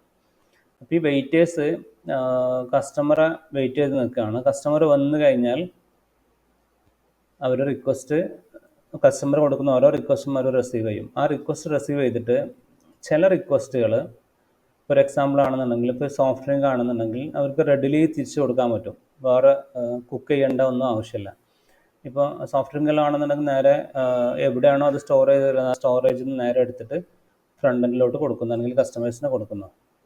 ചില പ്രോഡക്റ്റ് ബാക്ക് എൻഡ് ടീമിന് കൊടുക്കേണ്ടി വരും. അപ്പോൾ ഈ ബാക്ക് എൻഡ് ടീമിൽ അവർ ചിലപ്പം റോ മെറ്റീരിയൽ ആയിട്ടുള്ള സാധനങ്ങൾ എടുത്ത് എന്നിട്ട് അതിനെ കുക്ക് ചെയ്ത് ഏത് രീതിയിലാണോ കൊടുക്കേണ്ടത് അങ്ങനെ റെഡി ആക്കിയതിന് ശേഷമാണ് അവർ കസ്റ്റമേഴ്സിന് കൊടുക്കുന്നത്. അതും ഈ വെയിറ്റേഴ്സ് ആയിട്ടുള്ള ആളുകൾ തന്നെയാണ് കൊണ്ടുപോയി കൊടുക്കുന്നത്. അപ്പോൾ ഇത് നമ്മളെ ഈ വെബ് ആപ്ലിക്കേഷൻ്റെ വർക്കിങ്ങിന് ഒരു ബെസ്റ്റ് എക്സാമ്പിളാണിത്. ഇപ്പം ഈ ഫ്രണ്ട് എൻഡിൽ നമ്മൾ കാണുന്നതാണ് നമ്മൾ ബ്രൗസർ. അപ്പം ആ ബ്രൗസറിൽ കാണുന്നതെല്ലാം നമ്മൾ ഫ്രണ്ട് എൻഡിൽ കാണുന്ന കാര്യങ്ങളാണ്. അപ്പം അങ്ങനെ ഈ ഫ്രണ്ട് എൻഡിൽ നമ്മൾ റിക്വസ്റ്റ് അയക്കുന്നു. ആ റിക്വസ്റ്റ് ശരിക്കും റിസീവ് ചെയ്യുന്നത് API ലെയറിലാണ്. ഈ API ലെയർ എന്ന് പറയുന്ന ഒരു API എന്ന് ആപ്ലിക്കേഷൻ പ്രോഗ്രാമിംഗ് ഇൻ്റർഫേസ് എന്നുള്ളതിൻ്റെ ഷോർട്ട് ഫോമാണ് API എന്ന് പറയുന്നത്. UI എന്നുള്ളത് യൂസർ ഇൻ്റർഫേസ് എന്നുള്ളതിൻ്റെ ഷോർട്ട് ഫോമാണ് UI എന്ന് പറയുന്നത്. അപ്പോൾ ഈ API ലെയറിൻ്റെ പ്രത്യേകത, ആപ്ലിക്കേഷൻ പ്രോഗ്രാമിംഗ് ഇൻ്റർഫേസ് എന്ന് പറയുന്ന ഈ API ലെയർ ഫ്രണ്ട് എൻഡിന് വേണ്ടിയുള്ള റിക്വസ്റ്റിന് റിസീവ് ചെയ്യലും അതിന് വേണ്ടിയുള്ള റെസ്പോൺസ് കൊടുക്കലാണ് APIൻ്റെ മെയിൻ റോൾ എന്ന് പറയുന്നത്. ഈ ഫ്രണ്ട് എൻഡ് ആപ്ലിക്കേഷനെയും ബാക്ക് എൻഡ് ആപ്ലിക്കേഷനെയും തമ്മിൽ കണക്ട് ചെയ്യുന്ന ഒരു ബ്രിഡ്ജിൻ്റെ റോളാണ് ശരിക്കും API ചെയ്യുന്നത്. ഇവിടെ ശരിക്കും വെയിറ്റേഴ്സ് ചെയ്യുന്ന പോലെ തന്നെ. വെയിറ്റേഴ്സ് എന്ന് പറയുന്നത് അവർ ഫുഡ് കുക്ക് ചെയ്യുന്നില്ല, അവർ ഇവിടെ നിന്ന് ബാക്ക് എൻഡിലോട്ട് ഓർഡർ കൊടുക്കുന്നു, എന്നിട്ട് ഇവർ എടുത്തിട്ട് ഫ്രണ്ടിലോട്ട് എത്തിച്ചു കൊടുക്കുന്നു. അപ്പോൾ ഈ ഒരു മിഡിൽ റോളാണ് API ചെയ്യുന്നത്. പിന്നെ അപ്പോൾ ചില ഫുഡുകൾ, അപ്പോൾ ഒരു എക്സാമ്പിൾ ആണെങ്കിൽ ഞാനൊരു ഒരു കറി ഓർഡർ ചെയ്തു. അപ്പോൾ അത് കുക്ക് ചെയ്ത് ഉണ്ടാക്കേണ്ടതാണ്.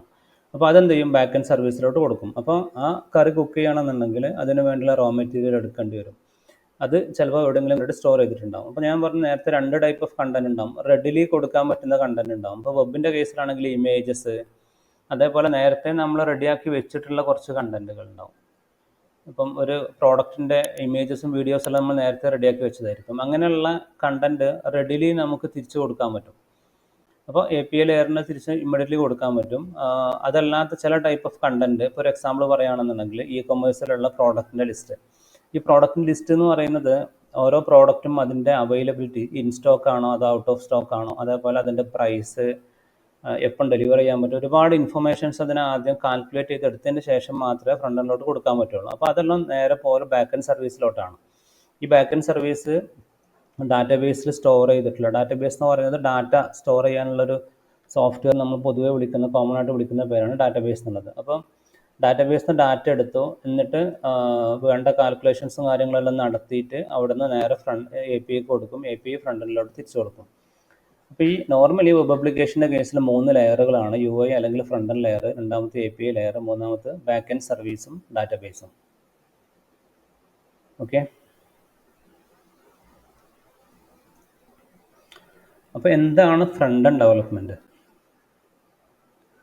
ഫ്രണ്ട് എൻഡ് ഡെവലപ്മെൻറ്റ് എന്ന് പറഞ്ഞു കഴിഞ്ഞാൽ നമുക്കൊരു ഈ ഒരു എക്സാമ്പിൾ, ആമസോണിൻ്റെ എക്സാമ്പിൾ തന്നെ നമുക്കെടുക്കാം. ഈ ആമസോണിൻ്റെ ആപ്ലിക്കേഷൻ്റെ കേസിൽ നമുക്കറിയാം, ഈ ഒരു ആപ്ലിക്കേഷൻ എടുക്കുമ്പോൾ ഇതിൻ്റെ ഏറ്റവും ടോപ്പിലുള്ളൊരു ഏരിയ ഉണ്ട്. അതിൽ ആമസോണിൻ്റെ ലോഗോ ഉണ്ട്, അഡ്രസ് സെലക്ട് ചെയ്യാനുള്ള ഓപ്ഷൻ ഉണ്ട്, സെർച്ച് ചെയ്യാനുള്ള ഓപ്ഷൻ ഉണ്ട്, പിന്നെ അക്കൗണ്ടിൻ്റെയും അതേപോലെ പ്രീവിയസ് ഓർഡേഴ്സിൻ്റെ എല്ലാ ഇൻഫർമേഷൻസ് ഉണ്ട്, കാർട്ടുണ്ട്. അപ്പോൾ അതേപോലെ എൻ്റെ തൊട്ട് താഴെ നാവിഗേഷൻ ബാർ ഉണ്ട്. ഒരുപാട് navigation link, best sellers, mobiles, customer service, അങ്ങനെയുള്ള ഒരുപാട് ലിങ്കിലോട്ട് നാവിഗേഷൻ കൊടുക്കാനുള്ള നാവിഗേഷൻ ബാർ ഉണ്ട്. അതിൻ്റെ താഴെ ഇവിടെ നമുക്കൊരു ഹാംബർഗർ മെനു ഉണ്ട്. ഈ മെനുവിനെ വിളിക്കുന്ന പേരാണ് ഹാംബർഗർ മെനു. ക്ലിക്ക് ചെയ്ത് കഴിഞ്ഞാൽ ലെഫ്റ്റ് സൈഡിൽ നിന്ന് ഡ്രോവർ പോലെ ഓപ്പൺ ആകും. നമ്മൾ ഹാംബർഗർ മെനു എന്ന് വിളിക്കാം. പിന്നെ നമുക്കതിൻ്റെ താഴെ നോക്കി കഴിഞ്ഞാൽ സെർച്ച് റിസൾട്ട്. അപ്പോൾ പിന്നെ ഇതിൽ ഓരോരോ പ്രോഡക്റ്റും ആ പ്രോഡക്റ്റിൻ്റെ പ്രൈമറി ഇമേജ്, അതിൻ്റെ ടൈറ്റിൽ, അതിൻ്റെ റേറ്റിംഗ്, പിന്നെ ഓഫർ പ്രൈസും, പിന്നെ സ്ട്രൈക്ക് ചെയ്തിട്ട് അതിൻ്റെ നോർമൽ പ്രൈസ്, എത്ര % സേവ് ചെയ്യാൻ പറ്റും, പിന്നെ പ്രൈമിന് എലിജിബിൾ ആണോ അല്ലേ, അതേപോലെ എന്ന് ഡെലിവറി ചെയ്യാൻ പറ്റും. ഒരുപാട് ഇൻഫർമേഷൻസ് ഓരോ പ്രോഡക്റ്റിനുണ്ട്. ഇതേ കോപ്പി തന്നെയാണ് ഇതിൻ്റെ. പ്രോഡക്റ്റ് നെയിം മാറുന്നുണ്ട്, ഇമേജ് മാറുന്നുണ്ട്, പ്രൈസ് മാറുന്നുണ്ട്, അതേപോലെ ഡേറ്റ് മാറുന്നുണ്ട്. പക്ഷേ ഫോർമാറ്റ് സെയിം ആണ്. ഒരേ ഫോർമാറ്റിലുള്ള ഒരുപാട് പ്രോഡക്റ്റിൻ്റെ ഡീറ്റെയിൽസ് നമുക്ക് കാണാൻ പറ്റും. അതേപോലെ ഇവിടെ നമുക്ക് ഫിൽറ്ററിനുള്ള ബോക്സ് കാണാൻ പറ്റും. അതിൽ ഡിഫറെൻറ്റ് പാരാമീറ്റർ വെച്ചിട്ട് നമുക്ക് ഫിൽറ്റർ ചെയ്യാൻ പറ്റും. അതെല്ലാം നമുക്ക് ഇതിൽ ചെയ്യാൻ പറ്റും. അപ്പോൾ ഒരു ഫ്രണ്ട് എൻഡ് ഡെവലപ്പർ വർക്ക് എന്ന് പറയുന്നത് ഈ ആപ്ലിക്കേഷൻ്റെ ഫ്രണ്ട് എൻഡ് പാർട്ട്, അതിലെന്തൊക്കെ വരും? ഈ പറഞ്ഞിട്ടുള്ള എല്ലാ കാര്യങ്ങളും വരും. ഹെഡർ വരും, നാവിഗേഷൻ ബാർ വരും, ഹാംബർഗർ മെനു വരും, സെർച്ച് ബാർ വരും, പ്രോഡക്റ്റ് കാർഡ് വരും, ഫിൽറ്റർ ബോക്സ് വരും. അങ്ങനെയുള്ള എല്ലാ പാർട്ടും നമ്മൾ ഡെവലപ്പ് ചെയ്യലാണ് ഈ ഫ്രണ്ട് എൻഡ് ഡെവലപ്പർ റോൾ എന്ന് പറയുന്നത്. അപ്പോൾ ഈ ഫ്രണ്ട് എൻഡ് ഡെവലപ്പർ എന്ത് നോക്കിയിട്ട് ഡെവലപ്പ് ചെയ്യാം? ഫ്രണ്ട് എൻഡ് ഡെവലപ്പർ നോക്കേണ്ടത്, നോർമലി ഒരു ആപ്ലിക്കേഷൻ നമുക്ക് ഡെവലപ്പ് ചെയ്യണമെന്നുണ്ടെങ്കിൽ നമ്മൾ ആദ്യം ചെയ്യുന്നത് റിക്വയർമെൻറ്റ് മനസ്സിലാക്കും. കസ്റ്റമറോട് ചോദിക്കും, നിങ്ങൾക്ക് എന്ത് ടൈപ്പ് ഓഫ് ആപ്ലിക്കേഷനാണ് വേണ്ടത്. കസ്റ്റമർ ഡീറ്റെയിൽ ആയിട്ട് പറയും. നമ്മളത് നമ്മളെ സജഷൻസും കാര്യങ്ങളെല്ലാം പറഞ്ഞു കഴിഞ്ഞാൽ പിന്നെ കസ്റ്റമർ അത് ഓക്കെ ആണെന്നുണ്ടെങ്കിൽ നമ്മൾ എന്ത് ചെയ്യും? ഈ റിക്വയർമെൻറ്റ് നമ്മൾ ഡിസൈനറോട് പോയിട്ട് പറയും. അപ്പോൾ ആ ഡിസൈനർ UX ഡെവലപ്പ് ചെയ്യുന്ന, യൂസർ എക്സ്പീരിയൻസ് ഡെവലപ്പ് ചെയ്യുന്ന, ഡിസൈൻ ചെയ്യുന്ന ആ ഡിസൈനറോട് പോയി പറഞ്ഞു കഴിഞ്ഞാൽ ഡിസൈനർ എന്ത് ചെയ്യും? ഇതേപോലെ ഒരു ഫോട്ടോഷോപ്പിലോ അല്ലെങ്കിൽ ഫിഗ്മ, അഡോബ് XD, സ്കെച്ച് എന്നെല്ലാം പറയുന്ന ഒരുപാട് ടൂൾസ് ഉണ്ട്. അല്ലെങ്കിൽ ഏതെങ്കിലും ഒരു ടൂൾ ഉപയോഗിച്ചിട്ട് അയാൾ ഈ ഡിസൈൻ ക്രിയേറ്റ് ചെയ്യും. ഡിസൈൻ എന്ന് പറഞ്ഞു കഴിഞ്ഞാൽ നമുക്കറിയാം ഫോട്ടോഷോപ്പിലുള്ള നമ്മൾ ചെയ്യുന്ന പോലത്തെ ഡിസൈനാണ്. അപ്പം അങ്ങനെ ഡിസൈൻ ഒരുപാട് ഓരോരോ സ്ക്രീനും എങ്ങനെയാണ് ഉണ്ടാവുക എന്നുള്ളതെല്ലാം ഡിസൈൻ അയാൾ ക്രിയേറ്റ് ചെയ്യും. ഈ ഡിസൈന് ഇത് നമ്മൾ വിളിക്കുന്നത് വിഷ്വൽ ഡിസൈൻ അല്ലെങ്കിൽ VD എന്നാണ്. ഈ ഡിസൈൻ നമ്മൾ എന്ത് ചെയ്യും? കസ്റ്റമർക്ക് കൊണ്ടുപോയി കാണിച്ചു കൊടുക്കും. അപ്പോൾ കസ്റ്റമർ അയാളുടെ സൈഡിൽ നിന്നുള്ള കുറച്ച് ഫീഡ്ബാക്ക് എല്ലാം പറയും. അത് വീണ്ടും പോയിട്ട് ഡിസൈനർ മാറ്റം വരുത്തും. അങ്ങനെ ഫൈനലി കസ്റ്റമർ ഇഷ്ടപ്പെടുന്ന ഒരു ഡിസൈനിലെത്തും. ആ ഡിസൈനാണ് ഈ ഫ്രണ്ട് എൻഡ് ഡെവലപ്പർക്ക് അല്ലെങ്കിൽ UI ഡെവലപ്പർക്ക് കിട്ടുന്ന റെഫർ ചെയ്യേണ്ട ഷീറ്റ്. അപ്പോൾ ആ ഒരു ഡിസൈൻ നോക്കിയിട്ടാണ് front end developer application develop ചെയ്യേണ്ടത്. കസ്റ്റമറോട് നമ്മൾ പറഞ്ഞിട്ടുള്ളത് ഇതുപോലത്തെ ഒരു ആപ്ലിക്കേഷനാണ് നമ്മൾ ചെയ്തു തരുന്നത്. അപ്പോൾ ആപ്ലിക്കേഷൻ നമ്മൾ ചെയ്തു കൊടുക്കാമെന്നുള്ള നമ്മൾ കസ്റ്റമറോട് എഗ്രി ചെയ്തിട്ടുണ്ട്. അങ്ങനെ നമ്മൾ എഗ്രി ചെയ്ത് കഴിഞ്ഞാൽ നമ്മൾ കൊടുക്കേണ്ടത് അതുപോലത്തെ ഡിസൈനുള്ള ഒരു ആപ്ലിക്കേഷനാണ്. പക്ഷേ ആ ഒരു ഡിസൈൻ എന്ന് പറയുന്നത് ആപ്ലിക്കേഷൻ്റെ ബട്ടൺ ക്ലിക്ക് ചെയ്ത് കഴിഞ്ഞാൽ വർക്ക് ചെയ്യില്ല. ജസ്റ്റ് ഇമേജ് മാത്രമാണത്. ഈ ഫ്രണ്ട് എൻഡ് ഡെവലപ്പറാണ് ശരിക്കും അതിനെ ലൈഫ് കൊടുക്കുന്നത്. അപ്പോൾ അതിനൊരു ജീവൻ കൊടുക്കുന്ന പോലെയാണ്. ആ ഒരു ഡിസൈനിന് അതേപോലെയുള്ള ഒരു ആപ്ലിക്കേഷൻ നമ്മൾ ഡെവലപ്പ് ചെയ്തെടുക്കുകയാണ് ശരിക്കും ചെയ്യുന്നത്. ഓക്കെ, അപ്പോൾ ഈ ഫ്രണ്ട് എൻഡ് ഡെവലപ്മെൻറ്റിന് വേണ്ടി നമ്മൾ ഉപയോഗിക്കുന്ന ടെക്നോളജീസ് എന്തൊക്കെയാണ്? ഒരു വെബ് ആപ്ലിക്കേഷൻ ആണെങ്കിൽ ഫ്രണ്ട് എൻഡിന് വേണ്ടി നമ്മൾ ഉപയോഗിക്കുന്ന ടെക്നോളജീസ് ആണ് HTML, CSS, ജാവാസ്ക്രിപ്റ്റ്. അതേപോലെ അഡീഷണൽ ആയിട്ട് വരുന്ന കുറച്ച് ടൂൾസ് ഉണ്ട്, ബൂട്ട്സ്ട്രാപ്പ്, മെറ്റീരിയൽ ഡിസൈൻ എന്നെല്ലാം പറയുന്നത്. അപ്പോൾ ഈ ടെക്നോളജീസ് എല്ലാം നമ്മൾ ഉപയോഗിച്ചിട്ടാണ് നമ്മൾ ഈ നേരത്തെ പറഞ്ഞിട്ടുള്ള ഈ ഹെഡർ പാർട്ടും നാവിഗേഷനും ഡിഫറെൻറ്റ് പേജസും പ്രോഡക്റ്റ് കാർഡ്സും അങ്ങനെയുള്ള എല്ലാ കാര്യങ്ങളും നമ്മൾ ഡെവലപ്പ് ചെയ്യേണ്ടത് ഈ സെറ്റ് ഓഫ് ടെക്നോളജീസ് നോക്കിയിട്ടാണ്. അത് ഉപയോഗിച്ചിട്ടാണ് നമ്മൾ ഡെവലപ്പ് ചെയ്യേണ്ടത്. അപ്പോൾ ഫ്രണ്ട് എൻഡ് ഡെവലപ്പർക്ക് അറിഞ്ഞിരിക്കേണ്ട ടെക്നോളജീസ് ആണ് അതിൽ വരുന്ന ഏറ്റവും ബിൽഡിംഗ് ബ്ലോക്ക് ആയിട്ട് വരുന്ന ഏറ്റവും കോർ ലെവലിലുള്ള ടെക്നോളജിയാണ് HTML, CSS, ജാവാസ്ക്രിപ്റ്റും. അതേപോലെ അഡീഷണൽ ആയിട്ട് നമ്മൾ ഉപയോഗിക്കുന്ന വേറെ ടെക്നോളജിയാണ് ബൂട്ട്സ്ട്രാപ്പ് എന്ന് പറയുന്നത്. ഓക്കെ, അപ്പം ഒരു ഫ്രണ്ട് എൻഡ് ഡെവലപ്പർ റെസ്പോൺസിബിലിറ്റി എന്തൊക്കെയാണ്? അയാൾക്ക് റിക്വയർമെൻറ്റ് ക്ലിയർ ആയിട്ട് മനസ്സിലാവണം. പിന്നെ ഡിസൈനർ UX ഡിസൈനർ ഉണ്ടാക്കിയിട്ടുള്ള യൂസർ എക്സ്പീരിയൻസ് ഉള്ളതിൻ്റെ ഷോർട്ട് ഫോമാണ് UX എന്നത്. അപ്പോൾ യൂസർ ഡിസൈനർ ഉണ്ടാക്കിയിട്ടുള്ള ആപ്ലിക്കേഷൻ ആ ഒരു ഡിസൈൻ കംപ്ലീറ്റ് ആയിട്ട് അയാൾ മനസ്സിലാക്കണം. അതിൽ എന്തെങ്കിലും ഡൗട്ട് ഉണ്ടെങ്കിൽ UX ഡിസൈനറോട് കോൾ എടുത്തിട്ട് അത് ക്ലിയർ ആയിട്ട് മനസ്സിലാക്കണം. എന്നിട്ട് അയാൾ ഈ ടെക്നോളജി HTML, CSS, ജാവാസ്ക്രിപ്റ്റും അതുപോലുള്ള വരുന്ന കുറച്ചും കൂടി ടെക്നോളജീസ് ഉണ്ട്, അതെല്ലാം ഉപയോഗിച്ചിട്ട് അയാൾ എന്ത് ചെയ്യണം? ഈ ഡിസൈൻ നോക്കിയിട്ട് അതുപോലത്തെ ഒരു ആപ്ലിക്കേഷൻ ഡെവലപ്പ് ചെയ്തിട്ട് കൊടുക്കണം. ആ ഫ്രണ്ട് എൻഡ് പാർട്ട് ആപ്ലിക്കേഷൻ്റെ UI ഡെവലപ്പ് ചെയ്തിട്ട് കൊടുക്കണം. ഓക്കെ, അതാണ് ഒരു ഫ്രണ്ട് എൻഡ് ഡെവലപ്പർ റെസ്പോൺസിബിലിറ്റി എന്ന് പറയുന്നത്. അപ്പം നേരത്തെ നമ്മൾ പറഞ്ഞു ഇതിൻ്റെ ബിൽഡിംഗ് ബ്ലോക്കായിട്ട് നമ്മൾ ഉപയോഗിക്കുന്നത് HTML, CSS, ജാവാസ്ക്രിപ്റ്റ് എന്ന് പറഞ്ഞു. അപ്പോൾ ശരിക്കും HTML, ജാവാസ്ക്രിപ്റ്റും CSS മാത്രം നമ്മൾ അറിഞ്ഞാൽ പോരാ. ഇപ്പം നമ്മൾ മാർക്കറ്റിൽ ഉപയോഗിക്കുന്ന ലേറ്റസ്റ്റ് ആയിട്ടുള്ള അതിനോട് കണക്റ്റഡ് ആയിട്ടുള്ള ടെക്നോളജിയും കൂടെ നമ്മൾ അറിഞ്ഞിരിക്കണം. കാരണം നമുക്ക് ചില കാര്യങ്ങൾ നമുക്ക് പിന്നെ ഡെവലപ്മെൻറ്റ് ഫാസ്റ്റ് ആക്കാൻ വേണ്ടി നമ്മൾ ഉപയോഗിക്കുന്ന കുറേ കാര്യങ്ങളുണ്ട്. ഒരു എക്സാമ്പിൾ പറഞ്ഞു കഴിഞ്ഞാൽ, ഇപ്പം എനിക്കൊരു ഡ്രസ്സ് തയ്പ്പിക്കണം. അപ്പോൾ എനിക്ക് ഡ്രസ്സ് വേണമെന്നുണ്ടെങ്കിൽ ഞാൻ ആദ്യം തന്നെ പോയിട്ട് പിന്നെ ആദ്യം നൂലാണോ നമ്മൾ വാങ്ങിക്കുക? അല്ല, നമ്മളെന്ത് ചെയ്യും? ഒന്നുകിൽ റെഡിലി അവൈലബിൾ ആയിട്ടുള്ള തുണി പോയിട്ട് വാങ്ങിക്കും, അല്ലെങ്കിൽ റെഡിമെയ്ഡ് ഡ്രസ്സ് പോയിട്ട് വാങ്ങിക്കും. തുണി വാങ്ങിക്കുകയാണെങ്കിൽ തന്നെ നമ്മൾ പിന്നെ ഞാൻ ഫാക്ടറിയിൽ പോയിട്ടല്ലല്ലോ വാങ്ങിക്കുന്നത്. റെഡിലി അവൈലബിൾ ആയിട്ടുള്ള തുണി എനിക്ക് ഇഷ്ടപ്പെടുന്ന തുണി വാങ്ങിച്ചു, എന്നിട്ട് അത് ഒരാൾക്ക് കൊണ്ടിട്ട് സ്റ്റിച്ച് ചെയ്തിട്ട് ഞാൻ ഡ്രസ്സ് ധരിക്കുന്നു. അങ്ങനെയാണ് നമ്മൾ നോർമലി ചെയ്യാറുള്ളത്. അപ്പോൾ ഇവിടെയും നമ്മൾ ചെയ്യുന്നത് ഈ HTML, CSS, ജാവാസ്ക്രിപ്റ്റും നമ്മൾ എല്ലാം ഫ്രം ദ സ്ക്രാച്ച് നമ്മൾ ചെയ്തുണ്ടാക്കില്ല, ഡെവലപ്പ് ചെയ്തിട്ട് കൊണ്ടുവരില്ല ഉണ്ടാവുക. നമുക്ക് റെഡിലി അവൈലബിൾ ആയിട്ടുള്ള ഡെവലപ്മെൻറ്റ് കുറച്ചുകൂടി ഫാസ്റ്റ് ആക്കാൻ പറ്റുന്ന എല്ലാ മെത്തേഡും നമ്മൾ ഉപയോഗിക്കും. അപ്പം അങ്ങനെ ഈ ഫ്രണ്ട് എൻഡ് ഡെവലപ്മെൻറ്റിൽ നമ്മൾ ഉപയോഗിക്കുന്ന മേജറായിട്ടുള്ള 3 ഫ്രെയിം വർക്ക്സ് ഉണ്ട്. അതിൽ വരുന്നതാണ് React.js. ഇപ്പോൾ നിങ്ങൾ ജോബ് ഓപ്പണിങ്സ് നോക്കുകയാണെങ്കിൽ UI ഡെവലപ്പർ ഒരുപാട് ഓപ്പണിങ്ങുള്ള ഒരു ഫീൽഡാണ് UI ഡെവലപ്പർ എന്ന് പറയുന്നത്, അല്ലെങ്കിൽ ഫ്രണ്ട് എൻഡ് ഡെവലപ്പർ എന്ന് പറയുന്ന ഫീൽഡ്. അതിൽ നിങ്ങൾ ജോബ് ഓപ്പണിംഗ് നോക്കുന്ന സമയത്ത് നിങ്ങൾക്ക് അറിയാൻ പറ്റും React.jsലും ആംഗുലാറിലും Vue.jsലും ഒരുപാട് ഓപ്പണിംഗ് നിങ്ങൾക്ക് കാണാൻ പറ്റും. അപ്പോൾ ഈ React.js എന്നുള്ളത് ജാവാസ്ക്രിപ്റ്റ് ഫ്രെയിം വർക്കാണ്. എന്ന് വെച്ച് കഴിഞ്ഞാൽ അതിൻ്റെ ഏറ്റവും ബിൽഡിംഗ് ബ്ലോക്ക് എന്ന് പറയുന്നത് ജാവാസ്ക്രിപ്റ്റ് തന്നെയാണ്. പക്ഷേ നമ്മൾ പ്ലെയിൻ ജാവാസ്ക്രിപ്റ്റ് ഉപയോഗിക്കുന്നതിന് പകരം നമ്മൾ React.jsോ ആംഗുലാറോ Vue.jsോ ഏതെങ്കിലും ഒരു ഫ്രെയിം വർക്കാണ് ഉപയോഗിക്കുക. അങ്ങനെ ഉപയോഗിക്കുന്ന സമയത്ത് ഞാൻ നേരത്തെ പറഞ്ഞ എക്സാമ്പിൾ പോലെ കുറേ പാട്ട് അവർ ചെയ്തിട്ടുണ്ടാകും, നമുക്കതിൻ്റെ ബാക്കി പാട്ട് നമ്മൾ ചെയ്താൽ മതി. ഓക്കെ, അല്ലെങ്കിൽ അതിനെ എടുത്തിട്ട് നമുക്ക് വേണ്ട രീതിയിൽ ബാക്കി ഫീച്ചേഴ്സ് ആഡ് ചെയ്തിട്ട് നമുക്ക് പ്രോഡക്റ്റായിട്ട് ഡെവലപ്പ് ചെയ്യാൻ പറ്റും. അപ്പോൾ ഇതിൽ ഈ React.jsഉം ആംഗുലാറും Vue.js എല്ലാം ജാവാസ്ക്രിപ്റ്റ് ഫ്രെയിം വർക്കാണ്. അതിൽ React.js എന്ന് പറയുന്നത് ഫേസ്ബുക്ക് എന്ന് പറയുന്ന കമ്പനി സ്റ്റാർട്ട് ചെയ്തിട്ടുള്ളൊരു ഫ്രീയും ഓപ്പൺ സോഴ്സും ആയിട്ടുള്ള, നിങ്ങൾക്കറിയാം ഓപ്പൺ സോഴ്സ് എന്ന് പറഞ്ഞു കഴിഞ്ഞാൽ അവരെഴുതുന്ന കോഡ് നമുക്ക് കംപ്ലീറ്റ് ആയിട്ട് നമുക്കും അവർ അവൈലബിൾ ആക്കി തരും, നമുക്ക് കാണാനും റെഫർ ചെയ്യാനും വേണ്ടി നമുക്കും അവൈലബിൾ ആക്കി തരും. അപ്പോൾ അങ്ങനെ ഫ്രീയും ഓപ്പൺ സോഴ്സ് ആയിട്ടുള്ള ഫ്രെയിം വർക്കാണ് React.js. അത് സ്റ്റാർട്ട് ചെയ്തത് ഫേസ്ബുക്കാണ്. അതേപോലെ വേറൊരു ഫ്രെയിം വർക്കാണ് ആംഗുലാർ. അത് സ്റ്റാർട്ട് ചെയ്തത് ഗൂഗിളാണ്. അതും ഫ്രീയും ഓപ്പൺ സോഴ്സ് ആണ്. അതേപോലെ Vue.js അത് ഒരു പെർട്ടിക്കുലർ കമ്പനി സ്റ്റാർട്ട് ചെയ്തതല്ല, അതും ഓപ്പൺ സോഴ്സ് കമ്മ്യൂണിറ്റി ഒരുപാട് ആളുകൾ കൂടിയിട്ട് ചെയ്തിട്ടുള്ളതാണ് Vue.js. അപ്പോൾ ഈ എല്ലാ പ്രോഡക്റ്റും ഈ 3 ഫ്രെയിം വർക്കും ബിൽഡ് ചെയ്തിട്ടുള്ള ജാവാസ്ക്രിപ്റ്റിൻ്റെ മേലെ ബിൽഡ് ചെയ്തിട്ടുള്ള, എന്ന് വെച്ചാൽ അത് ഉപയോഗിച്ചിട്ടുള്ളത് അതിൻ്റെ കോറായിട്ട് ഉപയോഗിച്ചിട്ടുള്ള ജാവാസ്ക്രിപ്റ്റിനാണ് ഉപയോഗിച്ചിട്ടുള്ളത്. അങ്ങനെ ജാവാസ്ക്രിപ്റ്റിൻ്റെ മേലെ ബിൽഡ് ചെയ്തിട്ടുള്ള ഫ്രെയിം വർക്ക്സ് ആണ് ഇത് 3. അപ്പോൾ ഇത് ശരിക്കും എന്താണ് ശരിക്കും തരുന്നത്? It helps developers to create large web applications that can change data without reloading page. എന്താണെന്നുള്ളത് നമുക്ക് പിന്നീട് നോക്കാം. അപ്പോൾ ഇത് ശരിക്കും നമ്മളെ വലിയ ആപ്ലിക്കേഷൻസ് ബിൽഡ് ചെയ്യാൻ വേണ്ടി കുറച്ചും കൂടി ഫാസ്റ്റായിട്ട് ബിൽഡ് ചെയ്യാനാണ് നമ്മൾ ഹെൽപ്പ് ചെയ്യുക.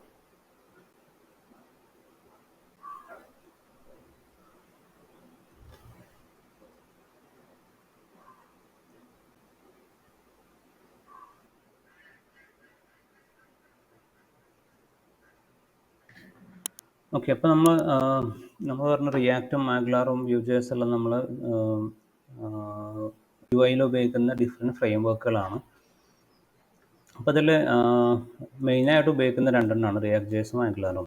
ഞാൻ നേരത്തെ പറഞ്ഞു റിയാക്ട് ജേസ് എന്ന് പറയുന്നത് ഫ്രീ ആണ്, ഓപ്പൺ സോഴ്സ് ആണ്, ഫേസ്ബുക്കാണ് സ്റ്റാർട്ട് ചെയ്തിട്ടുണ്ടായിരുന്നത്. പിന്നെ അത്യാവശ്യം നല്ല പെർഫോമൻസ് ഉള്ളതാണ്.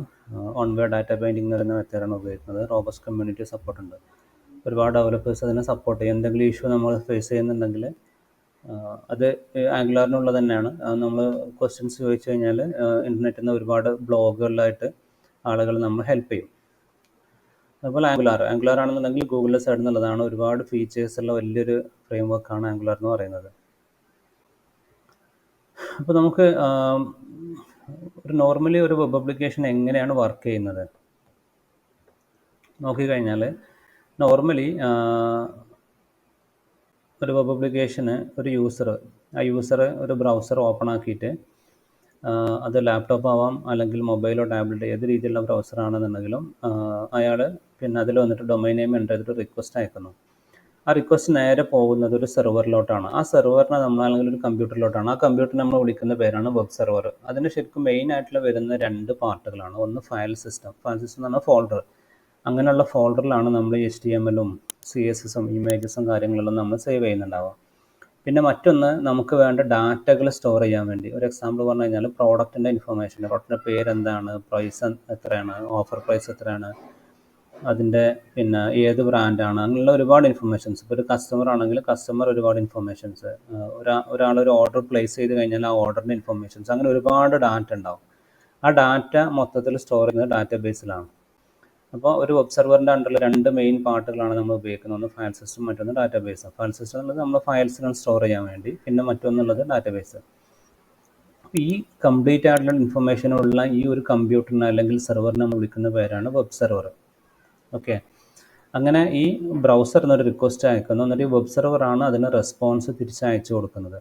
അങ്ങനെ ഈ റെസ്പോൺസ് അയച്ചു കൊടുക്കുന്ന സമയത്ത് യൂസർക്ക് പ്രോഡക്റ്റും അതിൻ്റെ ഇൻഫർമേഷൻസും മറ്റുള്ള ഡീറ്റെയിൽസും യൂസർ കാണണമെന്നുണ്ടെങ്കിൽ അതിന് ഈ ഫ്രണ്ട് എൻഡ് പാർട്ട് ബിൽഡ് ചെയ്യാൻ നമ്മൾ ഉപയോഗിക്കുന്ന HTML-ഉം CSS ജാവാസ്ക്രിപ്റ്റും പാർട്ടാണ് ഫ്രണ്ട് എൻഡൊക്കെ അയച്ചു കൊടുക്കുന്നത്. അതിൻ്റെ കൂടെ ഡാറ്റയും കൂടെ അയച്ചു കൊടുക്കും. ഈ ഇതെല്ലാം കൂടെ വെച്ചിട്ടാണ് യൂസർക്ക് കാണാൻ പറ്റുന്ന രീതിയിലുള്ള ഒരു UI അല്ലെങ്കിൽ ഒരു ഫ്രണ്ട് എൻഡ് പാർട്ട് ഡിസ്പ്ലേ ചെയ്ത് യൂസർക്ക് നമ്മൾ കാണിച്ചു കൊടുക്കുകയാണ്. ഇതാണ് ശരിക്കും ഒരു വെബ് ആപ്ലിക്കേഷൻ്റെ ആർക്കിടെക്ചർ എന്ന് പറയുന്നത്. അതിൽ വരുന്നത് ഈ ക്ലയൻറ്റ് അല്ലെങ്കിൽ UI എന്ന് പറയുന്ന ഈ ഒരു പാർട്ട്, പിന്നെ വെബ് സെർവർ എന്ന് പറയുന്ന ഒരു കമ്പോണൻറ്റ്. ഈ വെബ് സെർവറിൻ്റെ ഉള്ളിൽ തന്നെ ഫയൽ സിസ്റ്റം ഉണ്ടാവും, ഡാറ്റാബേസ് ഉണ്ടാവും. ഇത്രയും കാര്യങ്ങളാണ് ശരിക്കും ഒരു വെബ് ആപ്ലിക്കേഷൻ്റെ സൈഡിൽ, വെബ് ആപ്ലിക്കേഷൻ്റെ മൊത്തത്തിലുള്ള പിക്ചർ എടുത്ത് നോക്കി കഴിഞ്ഞാൽ നമുക്ക് ഉണ്ടാവുന്ന കാര്യങ്ങൾ. അപ്പോൾ നമ്മൾ ഫ്രണ്ട് എൻഡ് എന്താണെന്ന് ഡീറ്റെയിൽ ആയിട്ട് നമ്മൾ നോക്കി. ഇനി നമുക്ക് നോക്കേണ്ട മറ്റൊന്ന് ബാക്ക് എൻഡ് ആണ്. ഈ ബാക്ക് എൻഡ് എന്ന് പറഞ്ഞു കഴിഞ്ഞാൽ ഇപ്പം നമുക്കൊരു എക്സാമ്പിൾ ആണെങ്കിൽ എൻ്റെ പിൻ കോഡ് കൊടുത്തിട്ടുണ്ട്. എന്നിട്ട് ഞാൻ പ്രോഡക്റ്റ് സെർച്ച് ചെയ്യുമ്പോൾ എൻ്റെ പെർട്ടിക്കുലർ പിൻ കോഡിലോട്ട് അവൈലബിൾ ആയിട്ടുള്ള പ്രോഡക്റ്റിന്, സ്റ്റോക്കുള്ള പ്രോഡക്റ്റിന്, പിന്നെ അതേപോലെ എന്ന് ഡെലിവർ ചെയ്യും അതിൻ്റെ ഇൻഫർമേഷൻസ്, അങ്ങനെ ഒരുപാട് കാര്യങ്ങളെല്ലാം കാൽക്കുലേറ്റ് ചെയ്തിട്ട് ഫ്രണ്ട് എൻഡിലോട്ട് അയച്ചു കൊടുക്കേണ്ടത്. അപ്പോൾ ആ ലോജിക്കുകൾ കംപ്ലീറ്റ് ആയിട്ട് എഴുതാൻ, അതേപോലെ ഡാറ്റാബേസിൽ സ്റ്റോർ ചെയ്തിട്ടുള്ള ഡാറ്റനെ എടുത്ത് അതിനെ പ്രോസസ്സ് ചെയ്ത് വേണ്ട രീതിയിൽ ഫിൽട്ടർ ചെയ്ത് പിന്നെ ഒരു പെർട്ടിക്കുലർ ഓർഡറിലാക്കിയതിൻ്റെ ശേഷം മാത്രമേ ഫ്രണ്ട് എൻഡിലോട്ട് കൊടുക്കാൻ പറ്റുള്ളൂ. അപ്പോൾ അത് കംപ്ലീറ്റ് കാര്യങ്ങളും ചെയ്യുന്നത് ബാക്ക് എൻഡ് സർവീസിലാണ്. അപ്പോൾ അതെല്ലാം അതിന് മെയിനായിട്ടും വരുന്ന role, take care of data storage and business logic. അതാണ് ശരിക്കും ബാക്ക് എൻഡിൻ്റെ main part, main role, responsibility എന്ന് പറയുന്നത്. പിന്നെ അതിൽ ഒരു കാര്യം മറ്റൊന്നുള്ളത്, നമുക്ക് ഫ്രണ്ട് എൻഡിൻ്റെ പാർട്ട് നമുക്ക് യൂസർക്ക് ഡയറക്റ്റ്ലി കാണിച്ചു കൊടുക്കാനുള്ളതാണ്. ഇൻട്രാക്ട് ചെയ്യുന്ന ഡയറക്റ്റ് യൂസർ തന്നെയാണ് ഇൻട്രാക്ട് ചെയ്യുന്നത്. പക്ഷേ ഈ ബാക്ക് എൻഡ് എന്ന് പറയുന്നത് ഒരിക്കലും ഡയറക്റ്റ്ലി യൂസർക്ക് അവൈലബിൾ ആയിരിക്കില്ല. ഫ്രണ്ട് എൻഡ് ആപ്ലിക്കേഷനാണ് ബാക്ക് എൻഡ് ആപ്ലിക്കേഷനോട് കമ്മ്യൂണിക്കേറ്റ് ചെയ്യുന്നത്, API ആണ് കമ്മ്യൂണിക്കേറ്റ് ചെയ്യുന്നത്. ഓക്കെ, അപ്പം ഡയറക്റ്റ്ലി യൂസർക്ക് ഒരിക്കലും ബാക്ക് എൻഡ് അങ്ങനെ ഒരു കമ്പോണൻ്റ് ഉണ്ട് എന്ന് തന്നെ യൂസർക്ക് അറിയാൻ പറ്റില്ല. ഓക്കെ, ഇനി ബാക്ക് എൻഡിൽ നമ്മൾ കോമൺ ആയിട്ട് ഉപയോഗിക്കുന്ന ഒരുപാട് ടെക്നോളജീസ് ഉണ്ട്. അതിൽ കുറച്ചെണ്ണം മാത്രമേ അവിടെ ലിസ്റ്റ് ചെയ്തിട്ടുണ്ട്. .NET, മൈക്രോസോഫ്റ്റിൻ്റെ .NET, Java, Python, Node.js, PHP, Golang, ഇനി ഒരുപാട് പ്രോഗ്രാമിംഗ് ലാംഗ്വേജസ് ഉണ്ട്.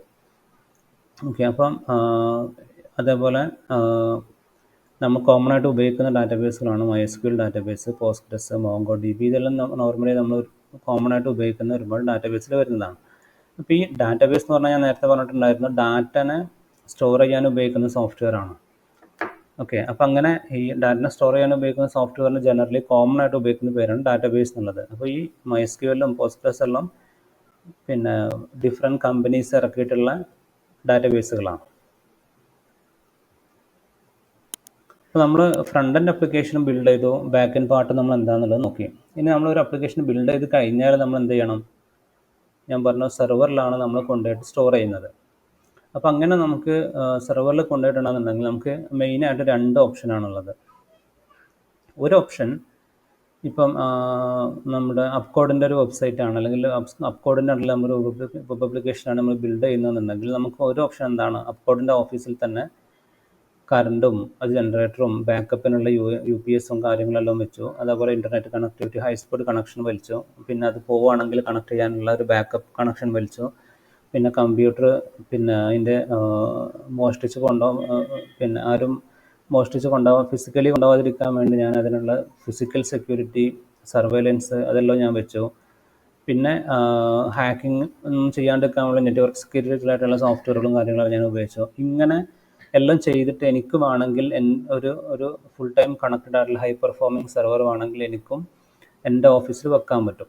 എൻ്റെ ഓഫീസിലോ അല്ലെങ്കിൽ ഈ ഇങ്ങനെ വെക്കാൻ പറ്റുന്ന ഏതെങ്കിലും ഒരു സ്ഥലത്ത് എനിക്ക് പിന്നെ ആ ഒരു സ്ഥലത്ത് കൊണ്ടിട്ട് വെക്കാൻ പറ്റും. അങ്ങനെ നമ്മൾ ചെയ്യുന്നതിനാണ് നമ്മൾ പറയുന്നത് on premise server. On premise server എന്ന് പറഞ്ഞു കഴിഞ്ഞാൽ server is physical on site server that company must manage and maintain individually. അപ്പം അങ്ങനെ നമ്മൾ വെക്കുകയാണെന്നുണ്ടെങ്കിൽ, ഇപ്പോൾ അപ്കോഡാണ് വെക്കുന്നതെങ്കിൽ അപ്കോഡ് തന്നെ എന്ത് ചെയ്യണം, അതിനുള്ള എല്ലാ കാര്യങ്ങളും നമ്മൾ തന്നെ മാനേജ് ചെയ്യണം. അതിൽ ഫിസിക്കൽ സെക്യൂരിറ്റി വരും, നെറ്റ്വർക്ക് സെക്യൂരിറ്റി വരും, പിന്നെ കമ്പ്യൂട്ടറിൻ്റെ ഇൻസ്റ്റലേഷനും അപ്ഗ്രഡേഷനും, പുതിയ വേർഷൻസ് വരുമ്പോൾ അപ്ഗ്രേഡ് ചെയ്യേണ്ട കാര്യങ്ങൾ, ഇൻ്റർനെറ്റ് കണക്ടിവിറ്റി, പിന്നെ പവർ കണക്ടിവിറ്റി, UPS, അങ്ങനെയുള്ള എല്ലാ കാര്യങ്ങളും നമ്മൾ തന്നെ മാനേജ് ചെയ്യണം. പിന്നെ വേറൊരു ഓപ്ഷൻ എന്ന് പറയുന്നത് ക്ലൗഡ് സെർവറാണ്. നിങ്ങൾ പല ആളുകളും കേട്ടിട്ടുണ്ടാകും ക്ലൗഡ്, പിന്നെ AWS, Amazon cloud, Google cloud എല്ലാം കേട്ടിട്ടുണ്ടാകും. അപ്പോൾ ക്ലൗഡ് സെർവർ എന്ന് പറഞ്ഞു കഴിഞ്ഞാൽ ഇങ്ങനെ നമ്മൾ ഈ ഓൺ പ്രമിസ് സെർവറിൽ നമ്മൾ ചെയ്യുന്ന പോലെ എല്ലാം നമ്മൾ തന്നെ ചെയ്യുന്നതിന് പകരം നമ്മൾ ഇൻ്റർനെറ്റിൽ ഫുള്ളി കണക്റ്റഡ് ആയിട്ടുള്ള കമ്പ്യൂട്ടറിനെ നമ്മൾ വാടകയ്ക്ക് റെൻറ്റിന് എടുക്കുന്നതാണ്. ഓക്കെ, അപ്പോൾ നമുക്ക് ഇങ്ങനെ റെൻറ്റിന് എടുക്കുന്ന സമയത്ത് പിന്നെ ആ കമ്പ്യൂട്ടർ എവിടെയെന്നുള്ളത് നമ്മൾ നോക്കേണ്ട ആവശ്യമില്ല. ഫിസിക്കൽ സെക്യൂരിറ്റി, നെറ്റ്വർക്ക് സെക്യൂരിറ്റി ഒന്നും നമ്മൾ നോക്കേണ്ട, അതെല്ലാം അതിൻ്റേതായ കമ്പനികൾ നോക്കും. ഇപ്പം ക്ലൗഡ് നമ്മൾ എടുക്കുന്നത് ആമസോണിൻ്റെ അടുത്തുനിന്നാണെന്നുണ്ടെങ്കിൽ ആമസോൺ നോക്കും, ഗൂഗിളിനാണെങ്കിൽ ഗൂഗിൾ നോക്കും, എല്ലാ കാര്യങ്ങളും അവർ നോക്കും. അപ്പോൾ നമ്മളാകെ പറയേണ്ടത്, വണ്ടി നമ്മൾ വാടകയ്ക്ക് എടുക്കുന്ന സമയത്ത് നമ്മൾ ചെയ്യേണ്ടത്, പിന്നെ സെർവർ വാടക എടുക്കുന്ന സമയത്ത് നമ്മൾ പറയേണ്ടത് അതിൻ്റെ കോൺഫിഗറേഷൻസ് ആണ് പറയേണ്ടത്. എത്ര മെമ്മറി വേണം, എത്ര CPU വേണം, പിന്നെ ഏതാണ് കമ്പ്യൂട്ടർ, ഏതാണ് ഓപ്പറേറ്റിംഗ് സിസ്റ്റം അതിൽ ഉപയോഗിക്കേണ്ടത്, അങ്ങനത്തെ കാര്യങ്ങൾ മാത്രം നമ്മൾ പറഞ്ഞു കൊടുത്താൽ മതി. അപ്പോൾ അതിൻ്റെ റെൻറ്റിനനുസരിച്ച് അത്രയും എമൗണ്ട് നമ്മൾ മന്ത്ലി പേ ചെയ്യുന്നു. എന്നിട്ട് ആ കമ്പ്യൂട്ടറിന് നമ്മളെ ഓഫീസിൽ അല്ലെങ്കിൽ നമ്മൾ ഏതെങ്കിലും ഒരു സ്ഥലത്ത് നമ്മൾ വെച്ചിട്ടുള്ള കമ്പ്യൂട്ടറിനെ പോലെ തന്നെ നമുക്ക് ഇൻ്റർനെറ്റ് വഴി അങ്ങോട്ട് ഡാറ്റ സെൻഡ് ചെയ്യാനും അവിടെ നിന്ന് ഡാറ്റ അങ്ങോട്ട് എടുക്കാനും എല്ലാ കാര്യങ്ങളും നമുക്ക് ചെയ്യാൻ പറ്റും.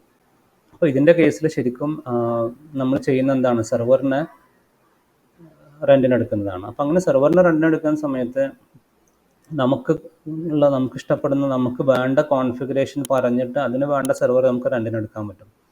അത് 1 മാസത്തേക്ക് എടുക്കാം, ഒരാഴ്ചത്തേക്ക് എടുക്കാം, എന്ത് രീതിയിൽ വേണമെങ്കിലും ചെയ്യാൻ പറ്റും. ഓക്കെ, അപ്പോൾ ഇങ്ങനെ നമ്മൾ എടുക്കുന്നതിനാണ് ക്ലൗഡ് സെർവർ നമ്മൾ വിളിക്കുന്നത്. ഓൺ പ്രമിസ് തന്നെ നമ്മൾ തന്നെ മാനേജ് ചെയ്യുന്ന കാര്യങ്ങളാണെങ്കിൽ ഓൺ പ്രമിസ് സെർവർ. ഏതെങ്കിലും ഒരു രീതിയിൽ ഇങ്ങനെ ഏതെങ്കിലും ഒരു സെർവർ, ഓൺ പ്രമിസ് ആണെങ്കിലും ക്ലൗഡ് ആണെങ്കിലും ഏതെങ്കിലും ഒരു രീതിയിലുള്ള ഒരു സെർവറിലാണ് നമ്മൾ ഇതിനെ അപ്ലിക്കേഷൻസിൻ്റെ ഫയൽസും ഡാറ്റയും എല്ലാം നമ്മൾ കോപ്പി ചെയ്യുന്നത്. അങ്ങനെ നമ്മൾ അങ്ങോട്ട് കോപ്പി ചെയ്ത് വെക്കുന്നതിന് പറയുന്ന പേരാണ് ഡിപ്ലോയിങ് എന്ന് പറയുന്നത്. അപ്ലിക്കേഷൻ ഡിപ്ലോയ്മെൻറ്റ് എന്ന് പറഞ്ഞു കഴിഞ്ഞാൽ ഇപ്പോൾ ഞാനൊരു ഡെവലപ്പർ ആണെങ്കിൽ എൻ്റെ കമ്പ്യൂട്ടറിൽ വെച്ച് ഡെവലപ്പ് ചെയ്തിട്ടുള്ള അപ്ലിക്കേഷനെ ഇതേപോലെ ഓൺ പ്രമിസിലോ അല്ലെങ്കിൽ ക്ലൗഡിലോ ഉള്ള ഒരു റിമോട്ട് കമ്പ്യൂട്ടറിലോട്ട് കോപ്പി ചെയ്ത് റൺ ചെയ്യുന്ന രീതിയിലാക്കി മാറ്റുന്നതിന് പറയുന്ന പേരാണ് ഡിപ്ലോയ്മെൻറ്റ്. അപ്ലിക്കേഷൻ ഡിപ്ലോയ്മെൻറ്റ് എന്നാണ് നമ്മൾ അതിനെ വിളിക്കുക. ഓക്കെ, ഇനി നമ്മൾ പിന്നെ ക്ലൗഡ് കമ്പ്യൂട്ടിംഗ് ആണ് പിന്നീട് നമുക്ക് നോക്കാം. ഇത്രയും കാര്യങ്ങളാണ് നമ്മൾ ഇന്ന് ഡിസ്കസ് ചെയ്തിട്ടുള്ളത്. അപ്പോൾ ഓവറോൾ നോക്കി കഴിഞ്ഞാൽ ഡിഫറെൻറ്റ് ടൈപ്പ് ഓഫ് അപ്ലിക്കേഷൻസ് നോക്കി, എന്താണ് ഫ്രണ്ട് എൻഡ് നോക്കി, ഫ്രണ്ട് എൻഡ് അറിഞ്ഞിരിക്കേണ്ട ടെക്നോളജീസ് നോക്കി, ബാക്ക് എൻഡ് എന്താണെന്നുള്ളത് നോക്കി, അതിന് അറിഞ്ഞിരിക്കേണ്ട കുറച്ച് ടെക്നോളജീസിൻ്റെ പേര് നമ്മൾ നോക്കി, ഡാറ്റാബേസ് നോക്കി. പിന്നെ ഈ ഇങ്ങനെയെല്ലാം ചെയ്തിട്ടുള്ള അപ്ലിക്കേഷനെ ഫൈനലി നമ്മളൊരു കമ്പ്യൂട്ടറിൽ ഡിപ്ലോയ് ചെയ്യണം. ഡിപ്ലോയ് ചെയ്യാൻ നമുക്ക് 2 ഓപ്ഷനാണ്, ഓൺ പ്രമിസും ക്ലൗഡും.